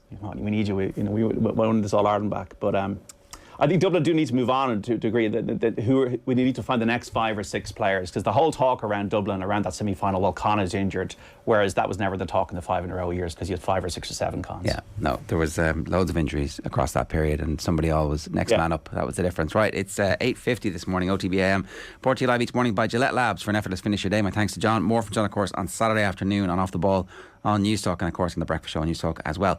Now, here is the news round last night. Graham Gartland and Stephen Doyle reacting alongside Joe to Ireland's 1-0 win against Slovakia. Emma Byrne on the other side of this. But you got to think about it like this, Joe. I know some people were saying, look, on the face of it, it wasn't a great game. No. It wasn't a very entertaining game. That's fair enough, okay?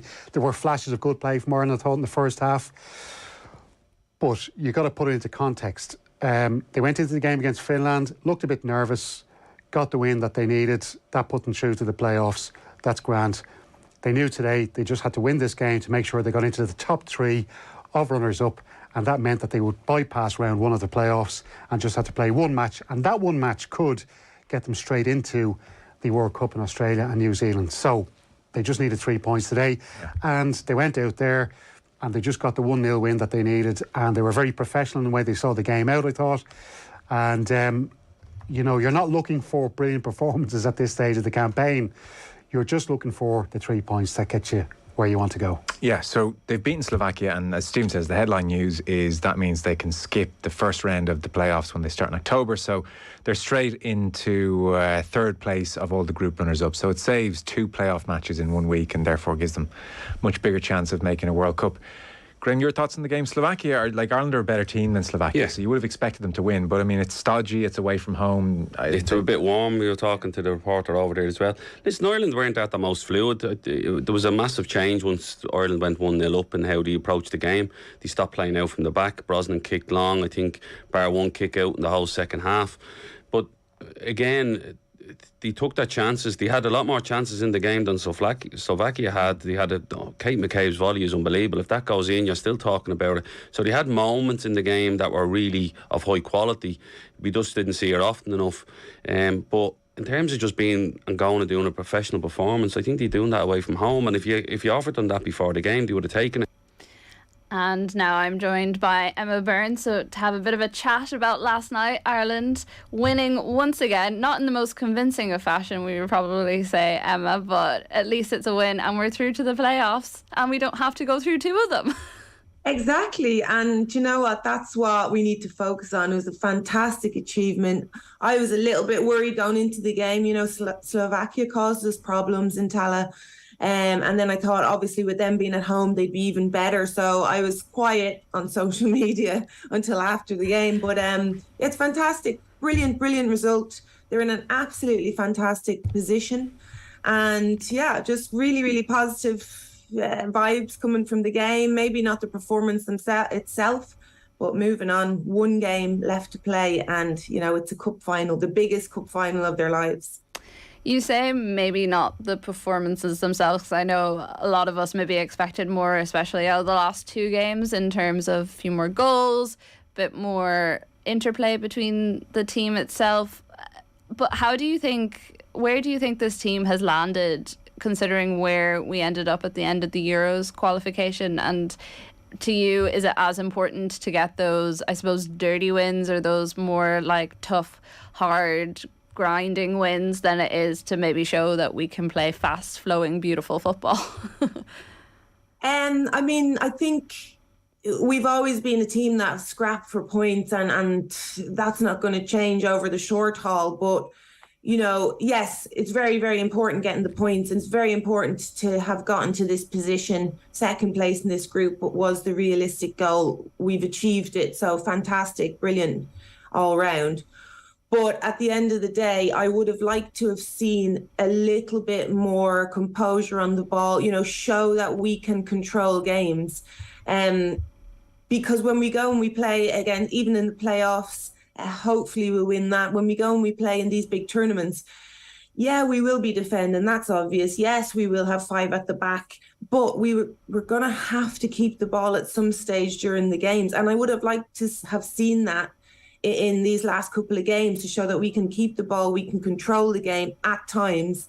And I just don't really feel like we've shown that. I would agree. There was a few times last night where I was quite frustrated because we were kicking these long balls up to the likes of Heather Payne and Jessu and even Katie and Denise, and it's not necessarily the sort of balls you want up to those players, and there wasn't any need as well. Like, we could have played through the midfield a bit more. I don't know, was the team a little bit scarred from the game against Finland where that midfield option was pretty much taken out of us because it was where Finland concentrated all their energy, but whenever it did go through, and I mean that's basically where the goal came from. It was Jessu taking the ball from midfield, little interplay with Denise O'Sullivan off to Heather in the corner, and we had a great goal. I mean, to be fair to Denise, it was a bit of class that actually took it to get it into the net.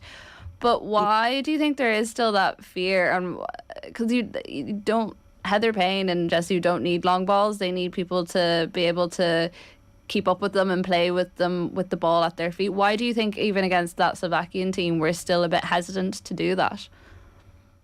I just think it's the panic option, it's the easier option, and I don't think the girls are comfortable playing, keeping the ball, playing through midfield. They don't seem comfortable, whether that information is coming from the bench or it's the girls themselves. I'm not quite sure, but they definitely, it was a game yesterday for them to show that 100%. And, we were kicking a lot of long balls, and don't get me wrong, Heather Payne is one of the best players I've seen at chasing around, and then when she does get hold of it, she keeps it very, very well. But it's not going to work. They've got a month. It's not enough time for them to work on that, but you definitely have to start in these kind of games to build that confidence within the team to play through the midfield. And when you've got players like Denise O'Sullivan and Marusha Littlejohn, not last night, but these are footballers, these are ballers. They want the ball to their feet, and it's the only way that they can get involved in the game. You've also got Katie, who's obviously world class. I just think, it needs to come from the bench. It needs to come from training. It needs to be worked on in training, possession games. Train like Barca, run the 24 hours a day. Just get a hold of the ball and practice it, because it didn't look like they were even trying to do it, to be quite honest. And, if you brought a midfielder from the Spanish league into our Irish team, they'd be very, very frustrated, and they'd show it on the pitch that they want the ball to feet. And I'm still not seeing that from the players either. That's part of the thing that surprised me as well. I almost expected to see more frustration from the players on the pitch, and it's not like they're exactly quiet players. I mean, we've all seen Katie when she gets frustrated. It's not that they were happy, because I presume with the performance that they wouldn't have walked away entirely happy with it. Probably obviously delighted that they got the second round playoffs base, but I wonder, is that push coming internally, like off the pitch? Because I was waiting for someone to start screaming last night and be like, come on, like, we're better than this, we can do more, we can play more. And it didn't seem to come from anywhere, and I thought that was surprising considering the leaders we do have on that pitch. Yeah, I mean, it was a game to win. It was a game just to get the points, so I'm sure, when that goal went in, it was relief, and it was just about keeping a clean sheet, and they were successful. So I want to give them plaudits for that, But for me, not even just keeping the ball, even the press for me, I didn't really understand the press, because that was another game that you couldn't really sort out how you press. And again, that's going to be extremely important when you play against the higher teams. Heather Payne was pressing on her own, and the gap between her and the midfield was huge. You just get absolutely eaten up if you're playing against a really good footballing team. So, that was a little bit concerning for me, the press also. But, it was a game that they knew they were going to win the ball back when, Slovakia didn't have the quality to keep the ball and break them down. So they knew they were going to win the ball back if they sat back a little bit as well. So, that it wasn't a problem last night, but against Finland as well, I wasn't impressed with the press itself. That for me is the first thing. And then you can talk about possession when you win it back, but you're going to have to get that press right again when you're playing in the playoff. That's going to have to be absolutely perfect. And like you said there, as much as we criticise, you do also want to give plaudits to the performance and the overall fact that we have qualified. And very specifically, Jess Sue as a player, I think we have to pick out, because for me, I wasn't entirely sure by her performance against Finland. I wasn't entirely sure about a lot of players' performance against Finland on the night, but I thought last night I could see exactly where she had picked up her game, where the little things she had worked on. She seemed a lot more confident than she had the night before, and I don't know, was that just general nerves, being Italian, all the pressure that was put on it? For you, what was the standout thing from her performance?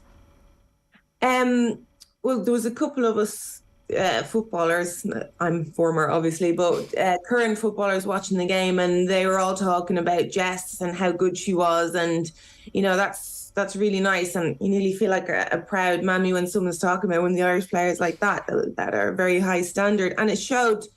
I just thought her movement off the ball was exceptional, and obviously when she's on the ball, her natural skill and keeping the ball and her vision as well, like she looked like a completely different player.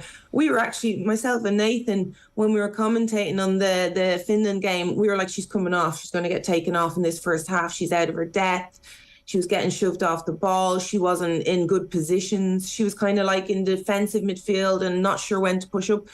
But last night, it just looked a little bit clearer for her. She was an attacking player. She was getting the ball to feet, which, again, is a player that needs to be on the ball to feet, something that we need to improve on.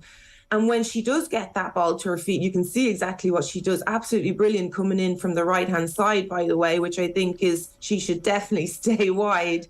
And for me, it was her movement off the ball that Denise actually got the chance in the first place. She created it, passing it into Denise, and then kept her run going, which completely dragged the Slovakian defenders away from Denise and gave her all that space in the area. So actually, Jessu she created the goal, and she created the goal as in passing, and she created the goal by creating the space for Denise. So Denise can thank her for that for sure. Yeah, I think she even said herself afterwards that when she was out in the wing, she enjoyed it a lot more. And on that right side, she said herself, she's like, I had a lot of fun. And you could see that in her play. And there were a few times where she was caught down in the corner. And I was like, there's no way she's going to get out of this. And she did. And it was just pure ability with the ball at her feet. And I think with the move to the WSL now as well, that's even better. Exactly. I mean, it looked easy for her. Like, people are comparing her to Kate McCabe. Yes, they should, because just that natural ability on the ball. And yeah, you're right, Kathleen, with that move to West Ham, which is going to be absolutely fundamental for her development. A little bit later on in her career than maybe I would have liked to see, but it's going to be fantastic. And we spoke about that last week as well, about how crucial that is for her.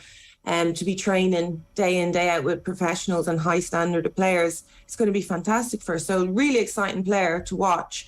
I think we're going to be talking a lot about her over the next few years for sure. Definitely, and when you consider the fact she's only been in pre-season and like a short amount of training time with that squad, and already you can kind of see a little bit of a jump in the way she's performing. I think I agree with you in that we're going to be talking about her for a long time. Hopefully she can keep fit and stay away from any injuries.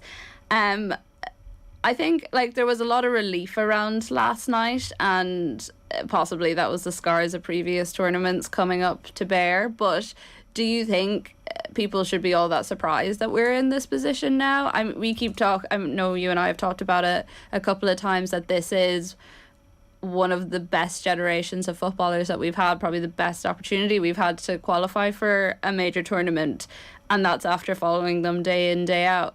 Is it surprising to you that we're at this place at this time?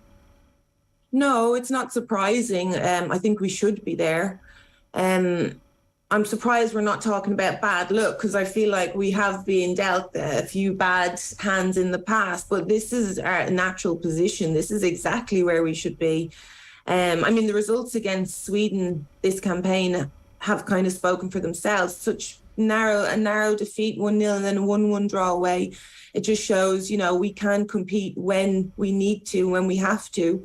And we should be qualifying for major tournaments now. It's just such a shame that we're always talking about never qualified.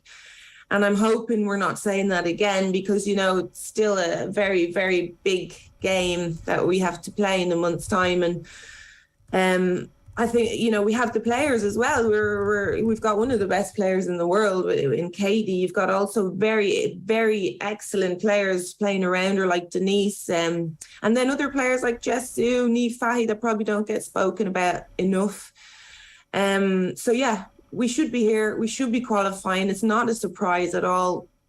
And, you know, I just really, really hope that we have the confidence and we have the game plan and we're organised enough when we do go into the playoff to get that win, and then we can really talk about how football is going to develop in Ireland. Well, you mentioned the playoffs there. How optimistic are you that we will? I mean, it's kind of out of our hands in the sense that we need someone to do us a favour with the final three. But how optimistic are you that we ourselves can actually get a win and put ourselves in the best place possible to progress now and not have to wait for the Intercontinental Tournament in the new year? Yeah, I mean, it's such a strange format, isn't it? Really? I wasn't celebrating when we beat Finland because I was like, I know we've got a playoff, but it's like another tournament unless we beat Slovakia. Do you know, it was like, it's just too much. And even now, we've done everything we could in coming second, top 3 second place in the tournament. And we still need a favour. We still need Switzerland and Iceland to drop somebody to beat them. For us to go through. It's just very strange. But anyway, it can happen. If you look at that group that are in the initial playoffs, I think we're very, very similar standard. Everybody in it's just such a hard one to call. You know, if you look at the teams we've played recently or in the last few years, the Portugals, Iceland, Wales, all in that group, Belgium, and very narrow wins and losses. 1-0 here. We beat Portugal 3-0. That was our biggest win in that group.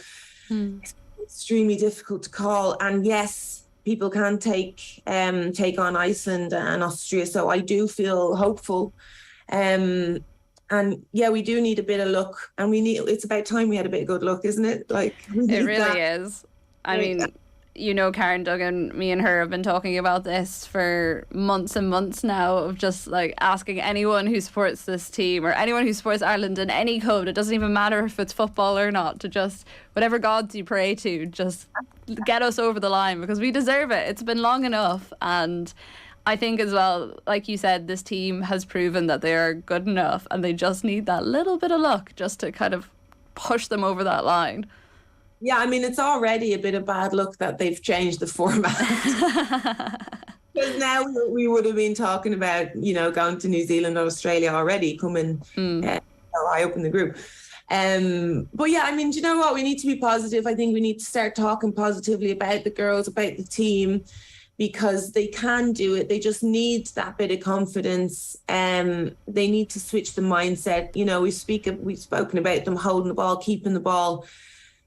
They know, I've spoken to the girls, they know they have to do that. You know, they want to be able to do that. They play at high level, club level, and they know they have to do it. So it's just a case of going into that mindset and being brave on the day and having options. You know, you can't just, we've spoken about midfield, you know, keeping the ball and getting on the ball.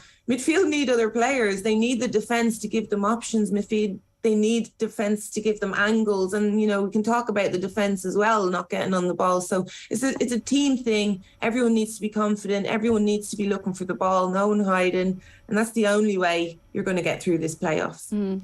You talk there about the way we can qualify and the fact that they have changed the qualification process, and just looking at the results last night, I think there was 1-15-0, 2-10-0, 2-8-0, 1-7-0. You know, not the sort of scorelines you want to be seeing, and it's something that people have talked about for quite a long time.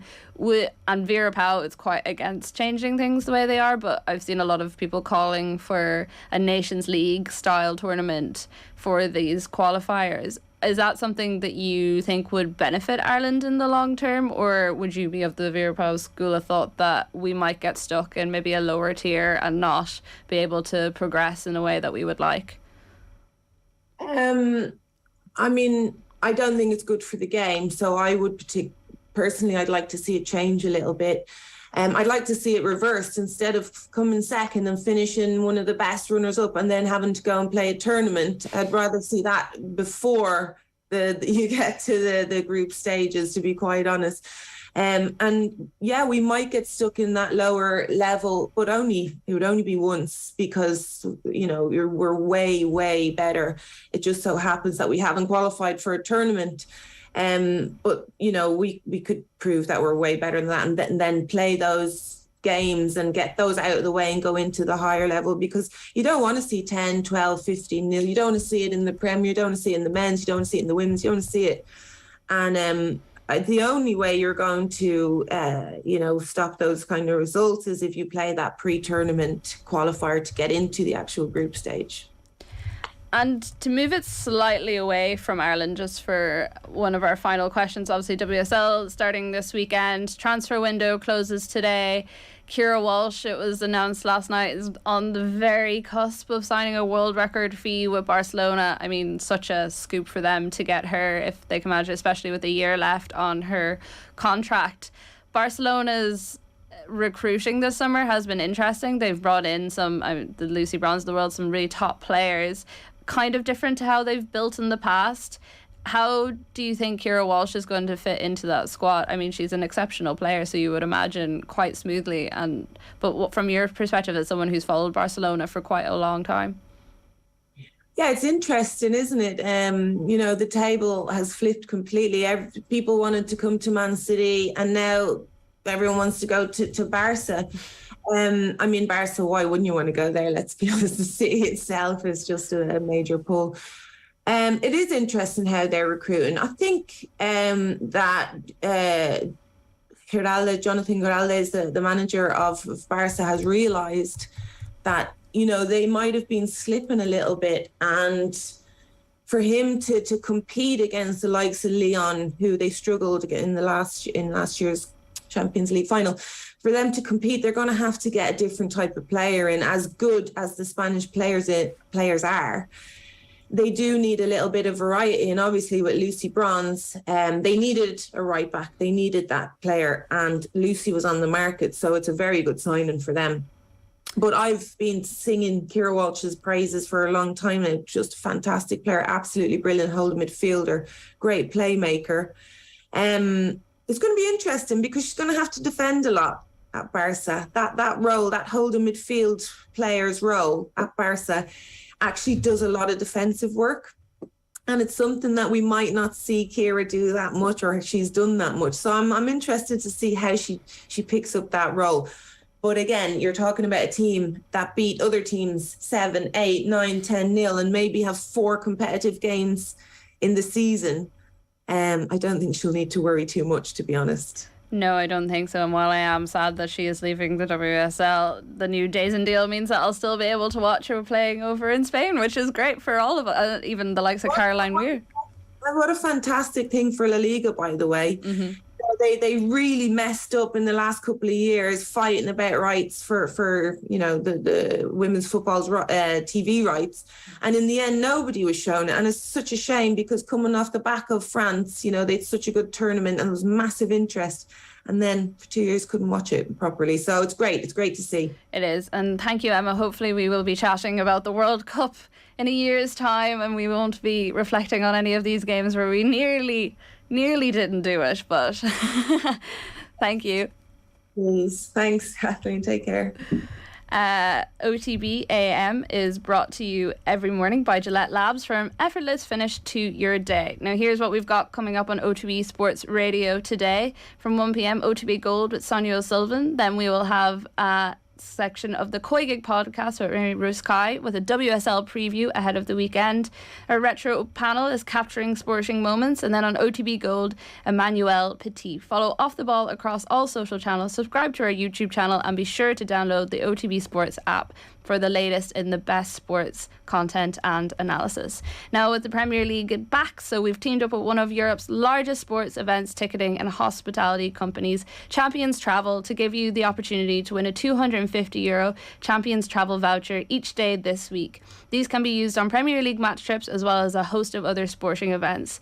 Daily winners will be entered into our grand prize draw, where one lucky winner will win a trip from a selection of Premier League games with flights and 2 nights accommodation included. To enter us, tell us who the man telling us what quote he has tattooed on his back. Well, Joe Bradley, what do you think of that? You can tweet us your guess now on our main Twitter account, which is @offtheball, and we will give you another chance to hear that voice. Well, Joe Bradley, what do you think of that? We will be back after the break with Malachy Clerkin for You Had to Be There. OTB AM on OTB Sports Radio, Ireland's first and only sports radio station. Off the ball. Anthony, and Anthony. That will be the front three for Manchester United. Martial, Alanga and Anthony. I've laughed my socks off if that actually happened. There was this left back doing at West Ham, and I'd done him once, and I went back and I'd done him again. And then I'd done him a third time, and I thought, yeah, I'm going to have a go again. Flicked the ball around and nutmegged him and got by him. Anyway, he took me out about waist height, right? And I went down, and I got up again. I turned to the referee, and the referee said, you deserved that, mate. Subscribe now to the OTB Football Podcast stream wherever you get your podcasts, and download the OTB Sports app. If your business relies on a van, that wouldn't sound good. But this does. Get up to 75% off van insurance. Now available in FBD branches nationwide. FBD Insurance. Support. It's what we do.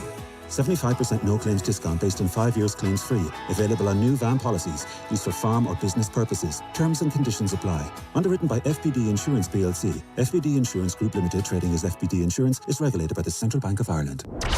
OTB AM with Gillette. Get into your flow with the new Gillette Labs Razor with exfoliating bar. It was so unexpected. You had to be there. Covering Celtic at that time was a brilliant thing. The atmosphere at Parkhead was always great. You had to be there. Nobody ever talks about this game. Nobody saw it. You had to be there. Now I am joined in studio by Phil Egan, and we also have Irish Times sports journalist Malachy Clerkin on the line to talk about Malachy's selections of You Had to Be There. 5 excellent choices from Malachy. Only one of them I have been at personally, but I'm looking forward to chatting to them. How are you doing, Malachy? I'm well, Kathleen. How are you? I'm good. And Phil, you said you've been at one of these before as well? Yeah, one of them. And it was, when I saw this, it just brought back the memories of working at it, and just the heart rate was, oh my God. Yeah, we'll get into it. We'll get into it. more, but my God, it just, Malachy, you've obviously been to quite a lot of exciting events over the last few years.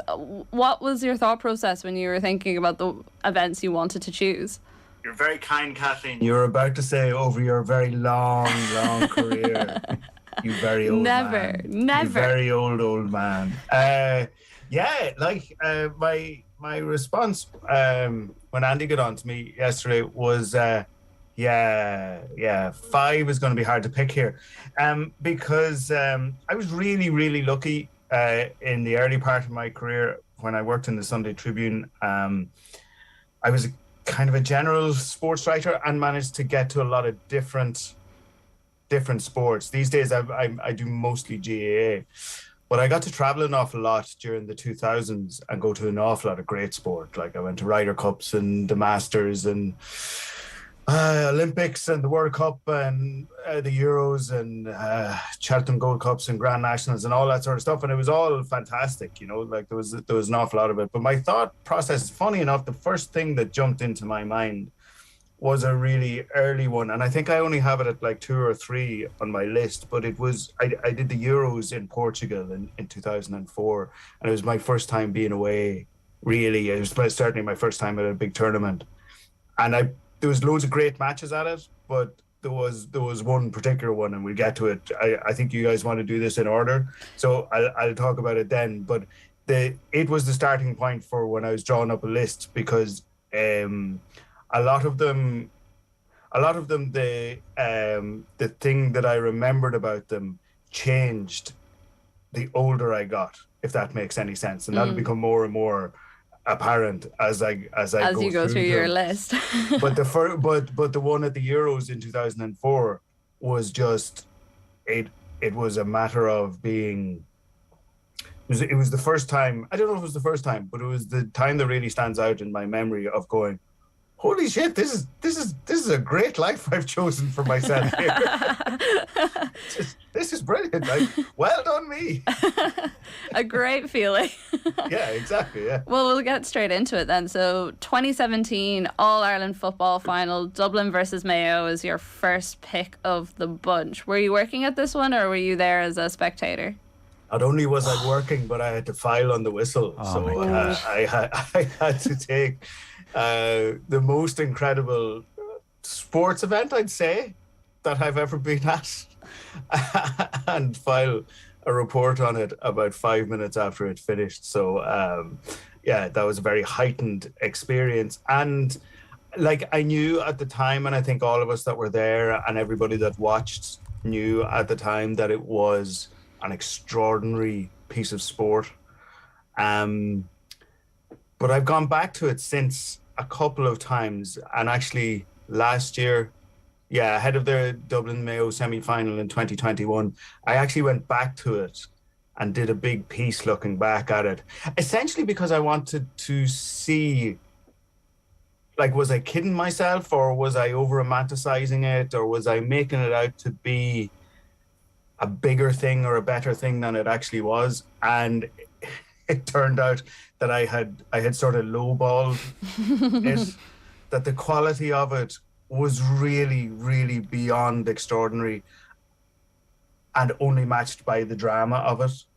Like a million things happened in that match. I think now we're sort of far enough removed from the Dubs winning their 6 in a row and particularly their 5 in a row, because the 6th one was in the pandemic and it was a kind of an anomalous one, but they all count, of course. But I think we're far enough removed to go back and see that was the Dubs at their best, that the semi-final, they had demolished Tyrone, a Tyrone team that people had kind of fancied, and they had just completely shown that, you know, they had worked out how to play against a team playing with a blanket defence. That it was what everything had led towards since Donegal had beaten them in 2014. And Conor Callaghan had just arrived. And when I say arrived, like, he scored a goal after 83 seconds of his first All-Ireland final by skinning Colin Boyle, like a 4 or 5 time All-Star. Like, it was just ridiculous. In his first touch of a ball in an All-Ireland final. I think that was the best Dublin team. Like, they, and by extension, I think it was the best Mayo team. You know, it was, everybody was fit. They had no injuries. Lee Keegan was there. Tom Parsons, it was the best season of Tom Parsons' life. Aidan O'Shea was, I think Mayo scored 9 points in the first half, and Aidan O'Shea had a hand in 8 of them. Like, he had an extraordinary first half performance and still got shit for it afterwards, because he took on a stupid shot with the outside of his boot that he didn't score in the second half at a bad time. It was a bad miss. But the two teams were so well matched, and they went at it. It was just mile a minute, and it was phenomenal. And it came down to what it came down to. Like, it came down to the last minute. Cillian O'Connor misses a free at one end of the pitch that an inch to the left, 2 inches to the left, it goes in off the post rather than coming out off the post. Dean Rock scores a free at the other end with Lee Keegan throwing his GPS at him. It was really monumental game of football. And for it to be in the All-Ireland final is, like, it happens once a decade that the best match of the year is in the All-Ireland final. It happens almost never that the best match of a decade is an All-Ireland final. And I know there were a lot of great matches in the 2010s. I know a lot of people would say that the All-Ireland semi-final in 2013 between Kerry and Dublin was probably the best match. And I was at it too, and it was just mind-blowing as well. but to me, for sheer drama, for the two best teams to be duking it out like that, that game just stands above it. I think it's, I don't know, recency bias and all that, even though it's like 5 years ago now, but I think it stands above anything I've ever been at. How many words do you have to file for that? Oh, they didn't care. You see, the great thing about the live report after a game is that there's no dedicated word count. It's not like you have to fit a certain amount into the newspaper. It goes up online. So I just wrote and wrote and wrote. I'd say it was about 1,000 words. It was just, and it just kind of, but when it's that good, it just pours out of you. Like, there was so much incident. The whole tone of the piece, though, is hanging in the balance. Totally. Like, there was a brilliant, actually, when I went back to do the piece last year, there was an 11-minute period. Actually, hang on, I get what I wrote here, because it's it actually, yeah, there was an 11-minute period at the start of the second half, from say 42 minutes to 53 minutes, where Stephen Cluxton makes a brilliant save from Jason Doherty. Dublin go up the other end of the pitch. Paul Mannion straight in on David Clark. He makes a brilliant save. 2 minutes later, John Small mistimes a shoulder, and Colin Boyle, second yellow card. Everybody knows he's about to get a second yellow card. And this is it. Like, the whole of Mayo, everybody knows, oh my God, there's a half an hour left here. Dublin are going to be down a man. This is it. This is actually happening. And it lasts like 2 seconds, because Donal Vaughan comes in and buries him and gets sent off himself. And you're just going, and that those two saves and the two red cards happened within like 4 minutes of each other. Then Dublin score a few points. Then Lee Keegan comes forward for a goal. Then he comes forward for a goal. And so what it was, in the space of 11 minutes, there had been 2 point-blank saves, 2 red cards, a Mayo goal into the hill, 5 points scored from 5 attempts, and not a single wide. And then everybody sort of sits around and goes, there's 20 minutes left here. This game is insane. So even listening to that, you're like, how did that all fit into just 11 minutes of playing time? Yeah, exactly. It was just, it was unbelievable. It really was. And it stands, I think it stands the test of time. I think it's the ultimate argument in any like, we all know how great that Dublin team was. Like, we're all lucky to have been around for it, even though it didn't probably feel like it for an awful lot of us in the middle of it, because they just kept winning and winning and winning. But like, in 20 years and 30 years, we'll be able to go, look, that was say what you want about the players today, but that team was spectacular. They really were fantastic. Like, we forget, Jack McCaffrey went off after 3 minutes of this game he did his knee. Like, he was gone after 3 minutes. Paul Flynn had to come on and play in midfield. James McCarthy had to move back. Like, that's the level of player you're talking about. But any argument that there ever is about Mayo being bottlers or Mayo being chokers or whatever, I mean, I just challenge anybody to watch that game. They absolutely lived, not even lived, like they outplayed the greatest Dublin team of the age for long stretches of that match. They weren't good enough to win, and that's fine. And, you know, they never won their All-Ireland. But I always go back to that game, and if, for anybody who sneers at those Mayo teams, like, they don't know anything about sport if they can watch that game. And like, they played so many games that went to draws and replays and all of that sort of stuff. And fine, Dublin were better in the end, but Dublin were better than everybody in the end. Nobody else was anywhere close. And that game that'll be with me forever. A bit of a change for your second one compared to that, but we have the 2008 Cheltenham Gold Cup, named one of the most memorable races ever. Where is this?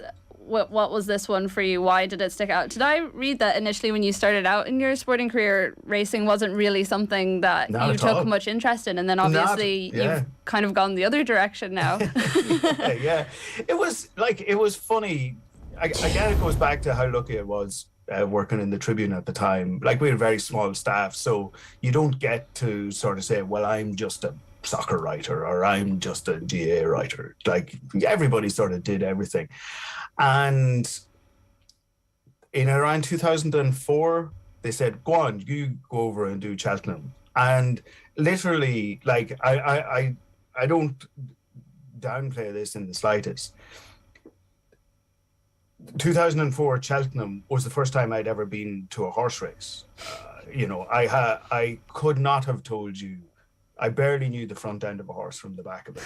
Like, I really had no expertise, no sense of anything really. It wasn't even a sport that I was overly interested in growing up, because, like, to me, like, it was very hard to understand. It always seemed to be about gambling, and I wasn't a big gambler, and my dad was never like, we'd back a horse in the Grand National, but that'd be it. The last thing you'd be doing on a Saturday would be checking out who won the 320 at Kempton. Like, it just never occurred to us. And but I went to Cheltenham in 2004, and it's an extraordinary event and in an extraordinary place. And the more I got into it, the more I met the people involved in it. Like, there's some of the most incredible sports people around, jockeys especially, but trainers too. Like, it's a really weird life to pick for yourself, and you're mostly born into it. Very few people kind of decide to come from the outside world into it, because it can be quite clannish, but it's also an awful lot of hard work and all of that sort of stuff. But anyway, by 2008, one of the things that we had done in the Tribune was we had brought Ruby Walsh on as a columnist, and I was ghostwriting it. And I basically sat down with Ruby and said, I know nothing really about horse racing, so you're going to have to talk to me as if I'm a 2-year-old here. And essentially, this column isn't going to be you tipping horses every week. It's going to be you explaining to an uneducated world what the world of horse racing is like.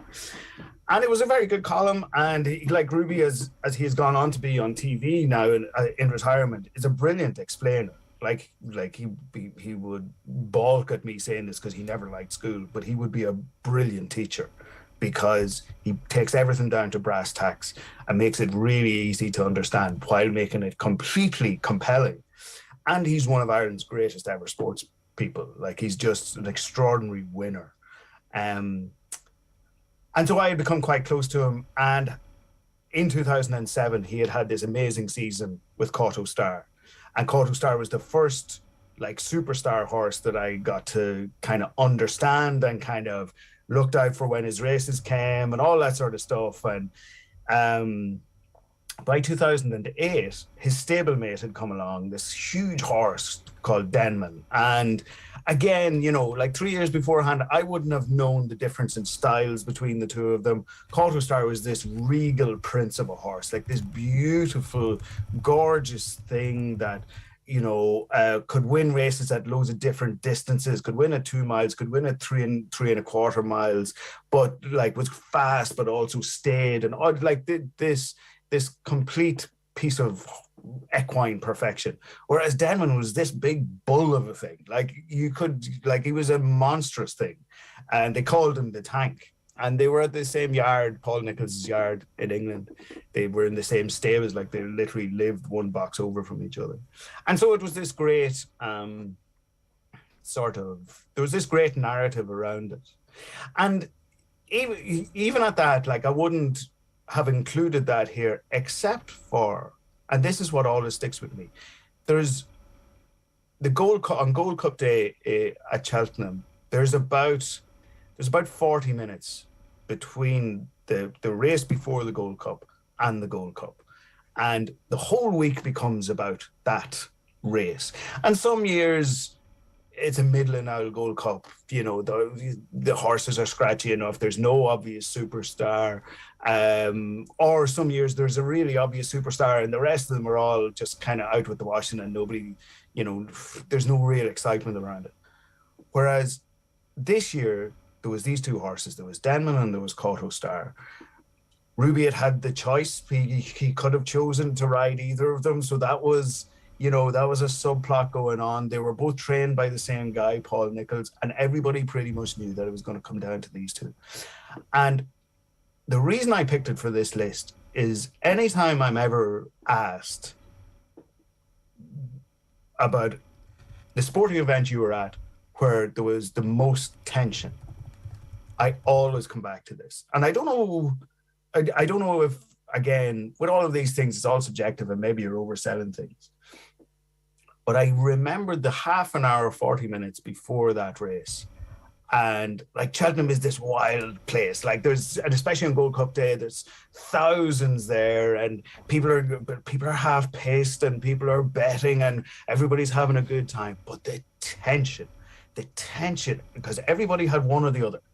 And well, what do you think? What do you think? Who's it going to be? Do you have Caudill? Do you have Denman? Who'll it be? Who'll it be? I don't know. Because literally nobody knew. Nobody could say, if you were going with any confidence, you were kind of spoofing, really. You know, there was nobody could say for sure how this race was going to turn out. And I remember clear as day, I was there with Vincent Hogan from the Indo and Philip Quinn from the Mail. He's the Mail now. Was he the Mail then? I can't remember. But anyway, it was the three of us. And we went down to the last fence. And that's the great thing about Cheltenham as well, that you can walk to the inside of the course and stand at the last fence and watch them go by. And in all the years that not all the years, but anytime I'd been to Cheltenham, I don't remember having actually done that, certainly not for the Gold Cup. And I remember we were down at the last fence when they came round just before they went out on the final circuit. And the three of us were standing, we could have been no more than 8 feet from where the horses passed. And you got that sense of, like when you watch horse racing on TV and they do these graceful jumps over the fences, you go, wow, it's nature, it's such beautiful poetry that they're involved in. Jesus Christ, when you're up close to these horses, and it's God Almighty, especially Denman, like you have to kind of step back because they're these powerful, huge machines going at a massive, massive pace.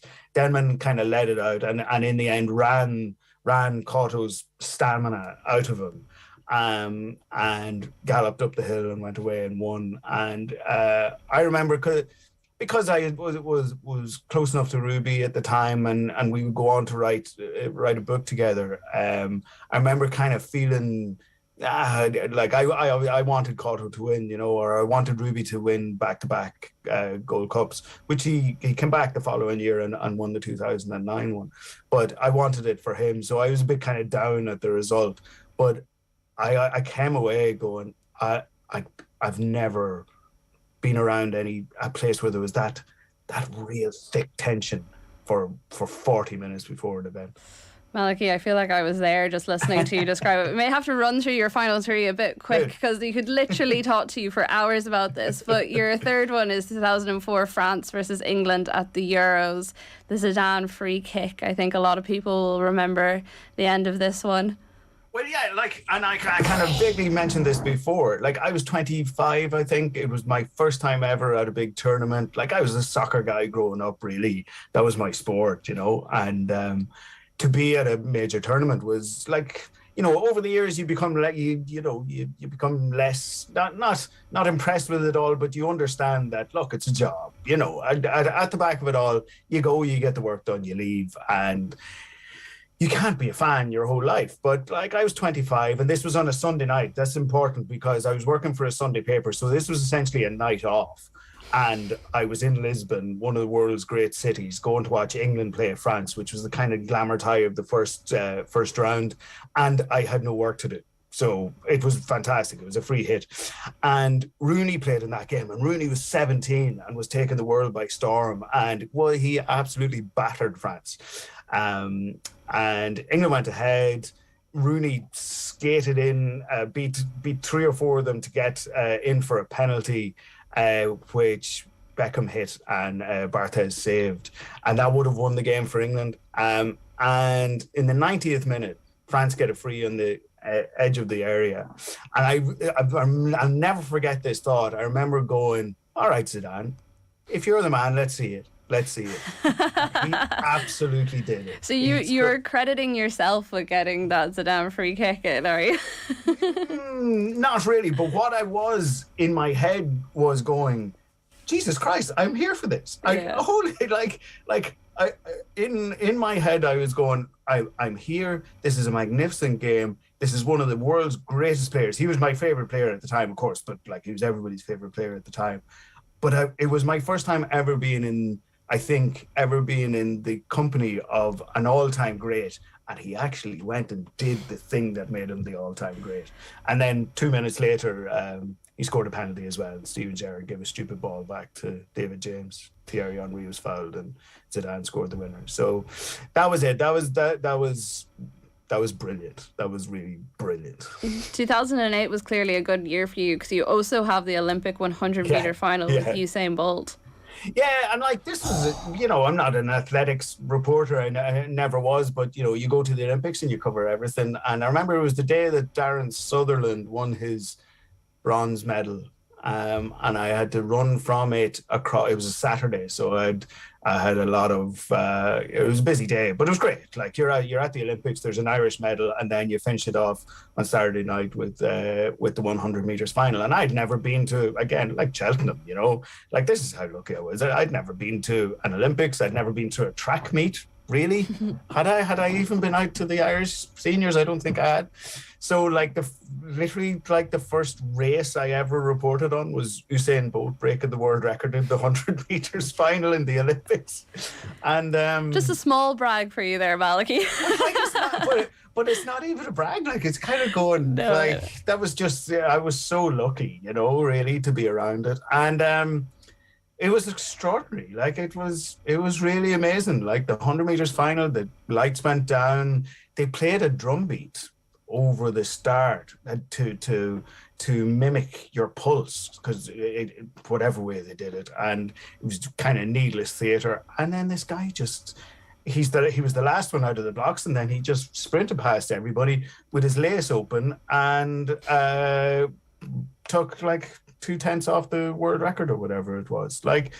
And I remember writing at the time, like, God knows whether this is real or not. Like, what do I know? None of us know if we can believe this or not. But Jesus Christ, this was some event. It was extraordinary to be there. Like, afterwards everybody was skeptical, and the 100 meters is a filthy event, and filthier than even the Tour de France. And like, I still don't know if it was real or not, but I do know that it was amazing to be there at the time. It was really extraordinary. And to round off your list then, we've gone back to the GA. We've the 2014 All-Ireland hurling final, drawn match between Kilkenny and Tipperary, which, fun fact, was my first ever All-Ireland final. And I just remember being absolutely shocked at like this big old man beside me screaming, "Come on, Bubbles! Do it, Bubbles! Come on, Bubbles!" And I was like, what is going on here? It was my first like proper experience of being in that sort of atmosphere, and it was incredible. Yeah, like another amazing game. Like, hurling produces these games 2 or 3 times a year. Like, it's what makes it the sport it is. I remember shortly after, about a week after this game, I got an email from 2 Danish journalists who were, I think they wrote for like Danish Lonely Planet or something like that. They weren't sports journalists anyway, they were travel guys anyway. And they wanted to meet me for a coffee to talk about hurling, because they had been in Dublin and had got tickets for this match. And so they wanted to include it in whatever they were writing. And I went for coffee with them. And the first thing I said to them was, I need you guys to know that what you saw on Sunday isn't, like, that's not every week. Like, you really were at something that will be remembered for years and years and years, because that game was unbelievable quality. When I talk about that game, I always refer to the fact that, okay, Bubbles, as you say, he hit a free from 100 meters at the end that went to Hawkeye. First ever use of Hawkeye in an All-Ireland final, and it was to decide the All-Ireland final. And had Hawkeye not existed, it's a fair chance the umpires would have given the point and Tipperary would be All-Ireland champions. But it was given as a wide. Hawkeye gave it as a wide. And I always go back to the fact that that was the first, and that was in the 74th minute. It was the first wide since the 44th minute of that game. That was how high the quality was. The game between two teams that knew each other inside out, that had amazing players on both sides. Like Richie Hogan was the hurler of the year that year, and he was amazing in that game. Richie Power scored 2-1, one of which he flicked over tip goalie Darren Gleeson. It was a beautiful, gorgeous goal. And I always remember he kind of went away wagging his finger after it, which is the sign of a true goal scorer who knows he's after doing exactly what he wanted to do. And Bonaramara was amazing for Tipperary. He got through this amount of work, and everything that went through him worked out well for Tipperary. But for a half an hour towards the end of a game, an All-Ireland final where everything was on the line, nobody missed. And I'll never forget that. Like, it's very rare you come across quality like that in any sport, where basically for a half an hour, nobody made a mistake. Everybody knew that every shot had to go over the bar or into the net, and every shot went over the bar or into the net until the very, very last one. And look, he was shooting from 100 metres and Hawkeye said he missed by an inch or two. So it was an extraordinary, extraordinary game. And, the reason it was so amazing was that Brian Cody spent the following 3 weeks making damn sure that the replay would be nowhere near as enjoyable, and therefore Kilkenny won the replay. Malachy, thank you for taking us on that journey. I feel like I've been to 5 different events this morning and I haven't left my chair in the studio. It's been great. No problem. I was delighted to. Thank you. Take it easy. It was so unexpected. You had to be there. Covering Celtic at that time was a brilliant day. The atmosphere at Parkhead was always great. You had to be there. Nobody ever talks about this game. Nobody saw it. You had to be there.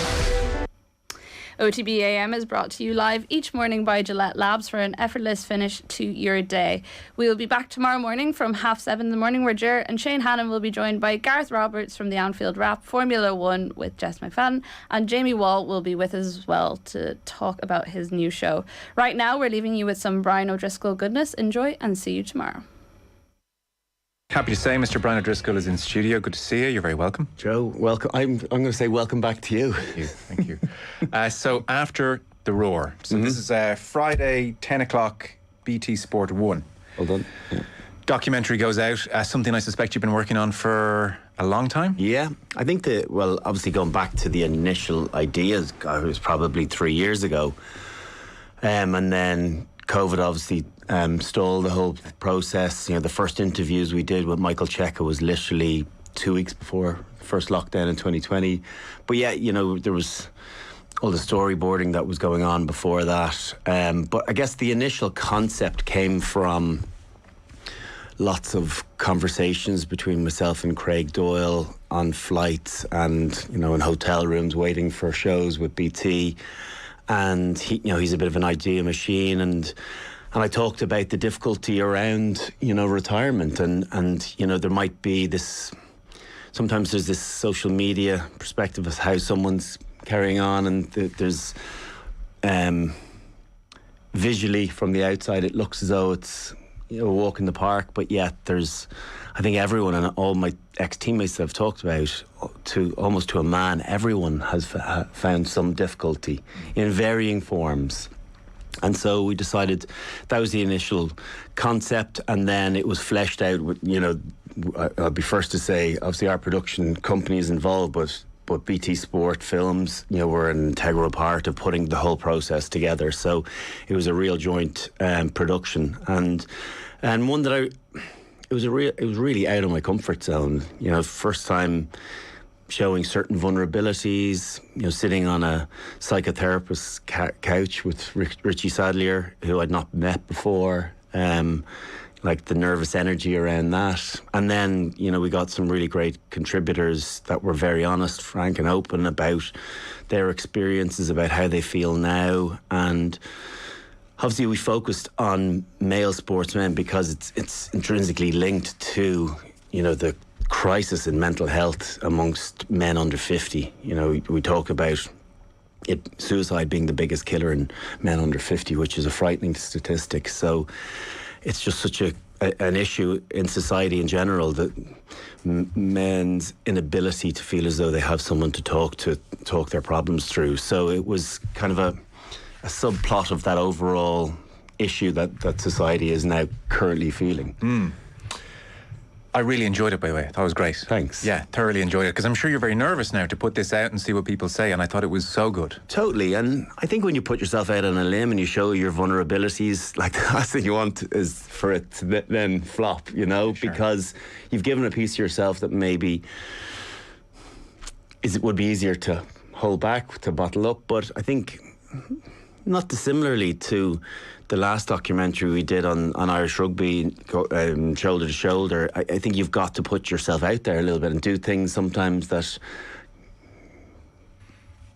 challenge you, that are hard, that you're unsure about.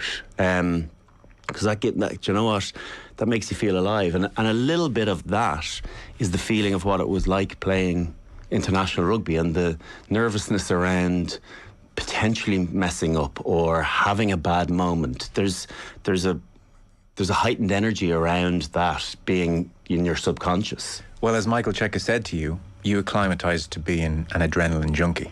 So just to get a smidgen of that when you're nervous and doing this documentary must be an old familiar feeling.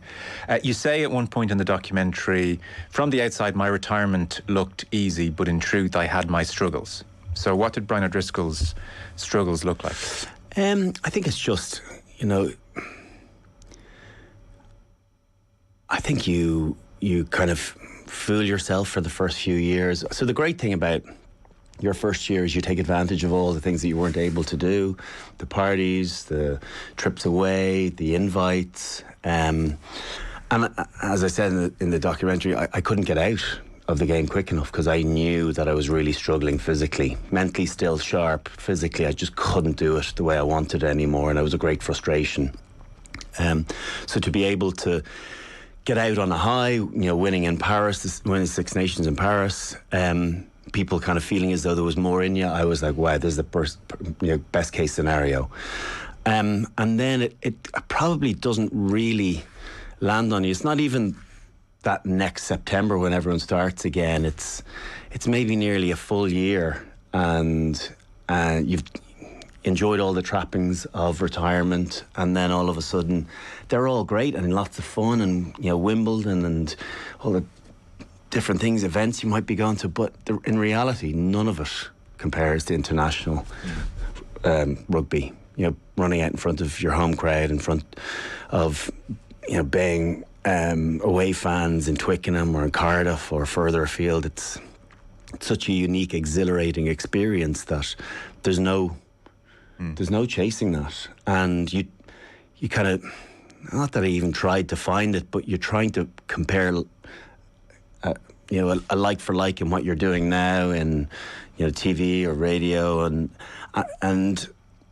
it's not. You just can't ever find that, and so it takes a while for you to park that and realise there's no point in trying to actually find a commonality. So that period then, that first year, you might have had a false hope then that I might find something that gives me a bit of the same buzz that rugby gave me. Yeah. So you must have had periods where you might have walked out of television studios or walked out of an off-the-ball studio or walked away from something you'd done, be it Wimbledon, and in the car home thought, yeah, that doesn't actually do it. You must have had those horrible realisations. Yeah, loads of times. Yeah. It's very flat. When you do have a good show, don't get me wrong, it's a great feeling. It is, and there's some things that over the last 8 years, I've enjoyed way more. I not just because I'm on the show now, but I've always loved coming in here. It's gotten me in trouble sometimes, which has had its own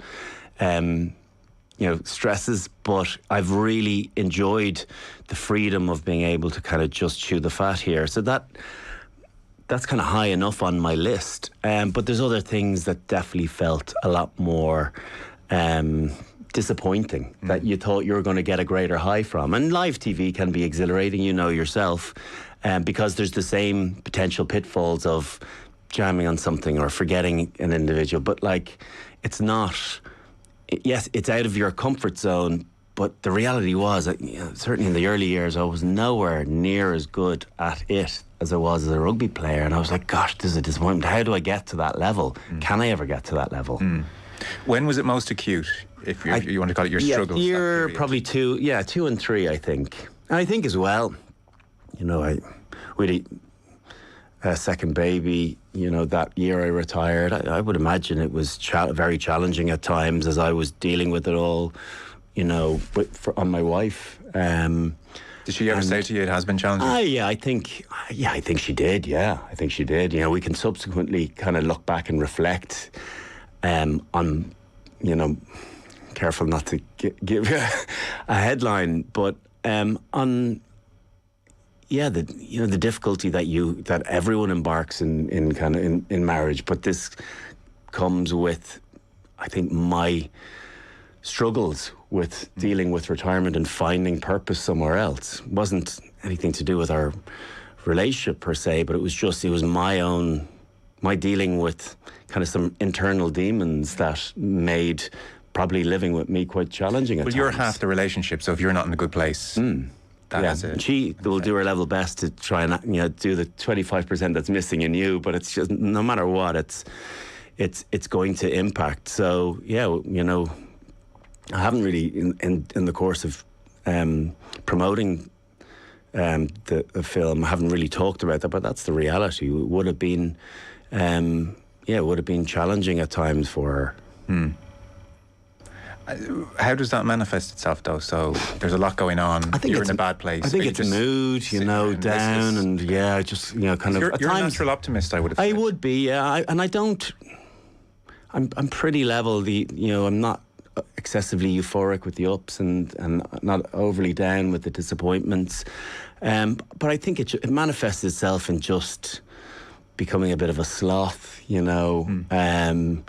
not training in the first couple of years. I trained quite hard for 6 months after I retired, just because the lads thought I was going to be big as a bus, and I thought I better try and keep that away. And then I kind of packed it in and had myself fooled and ate badly, and he probably, not excessively, but drank a little bit more, at times that you wouldn't have been able to as a professional. And then,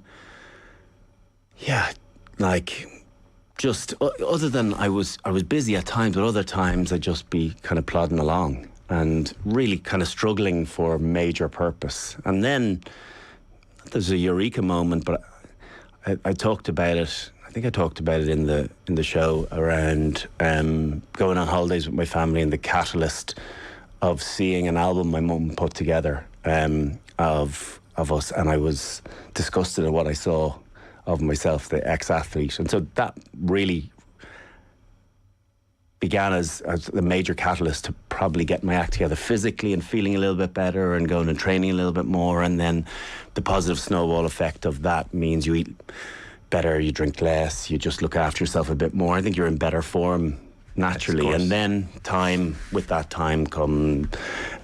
does allow you to get distance from the game and kind of enjoy the things, the smaller wins, yes. You enjoy your family a little bit more, stop comparing like with like. Yeah.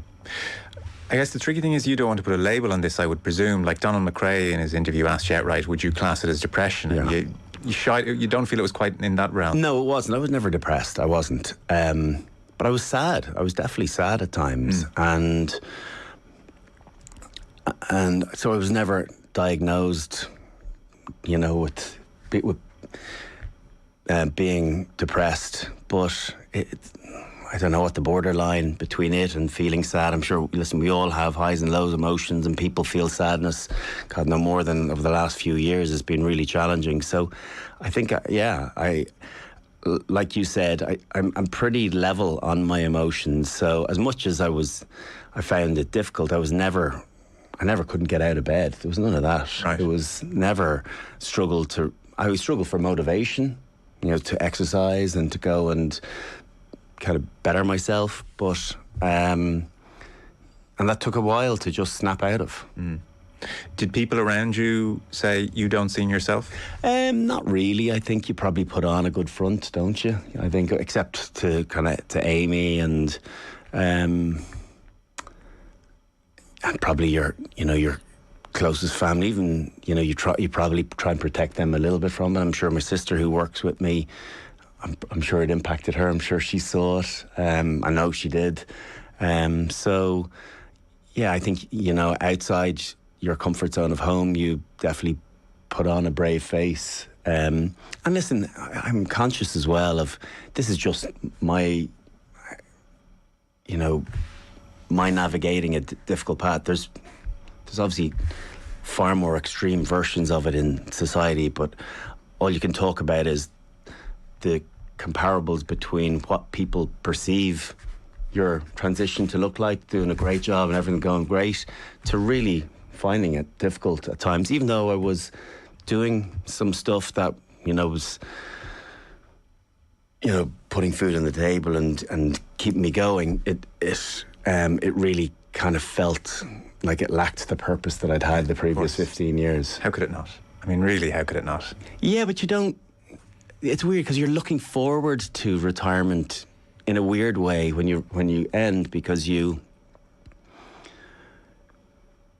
done this for your whole adult life pretty much, and so you're wondering what that other side is like.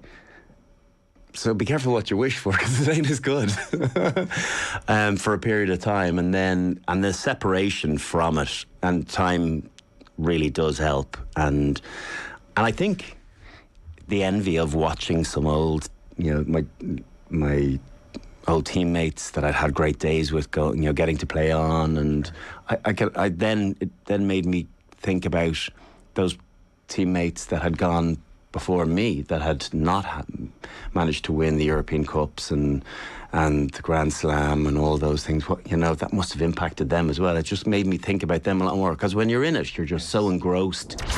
OTB AM. With Gillette, get into your flow.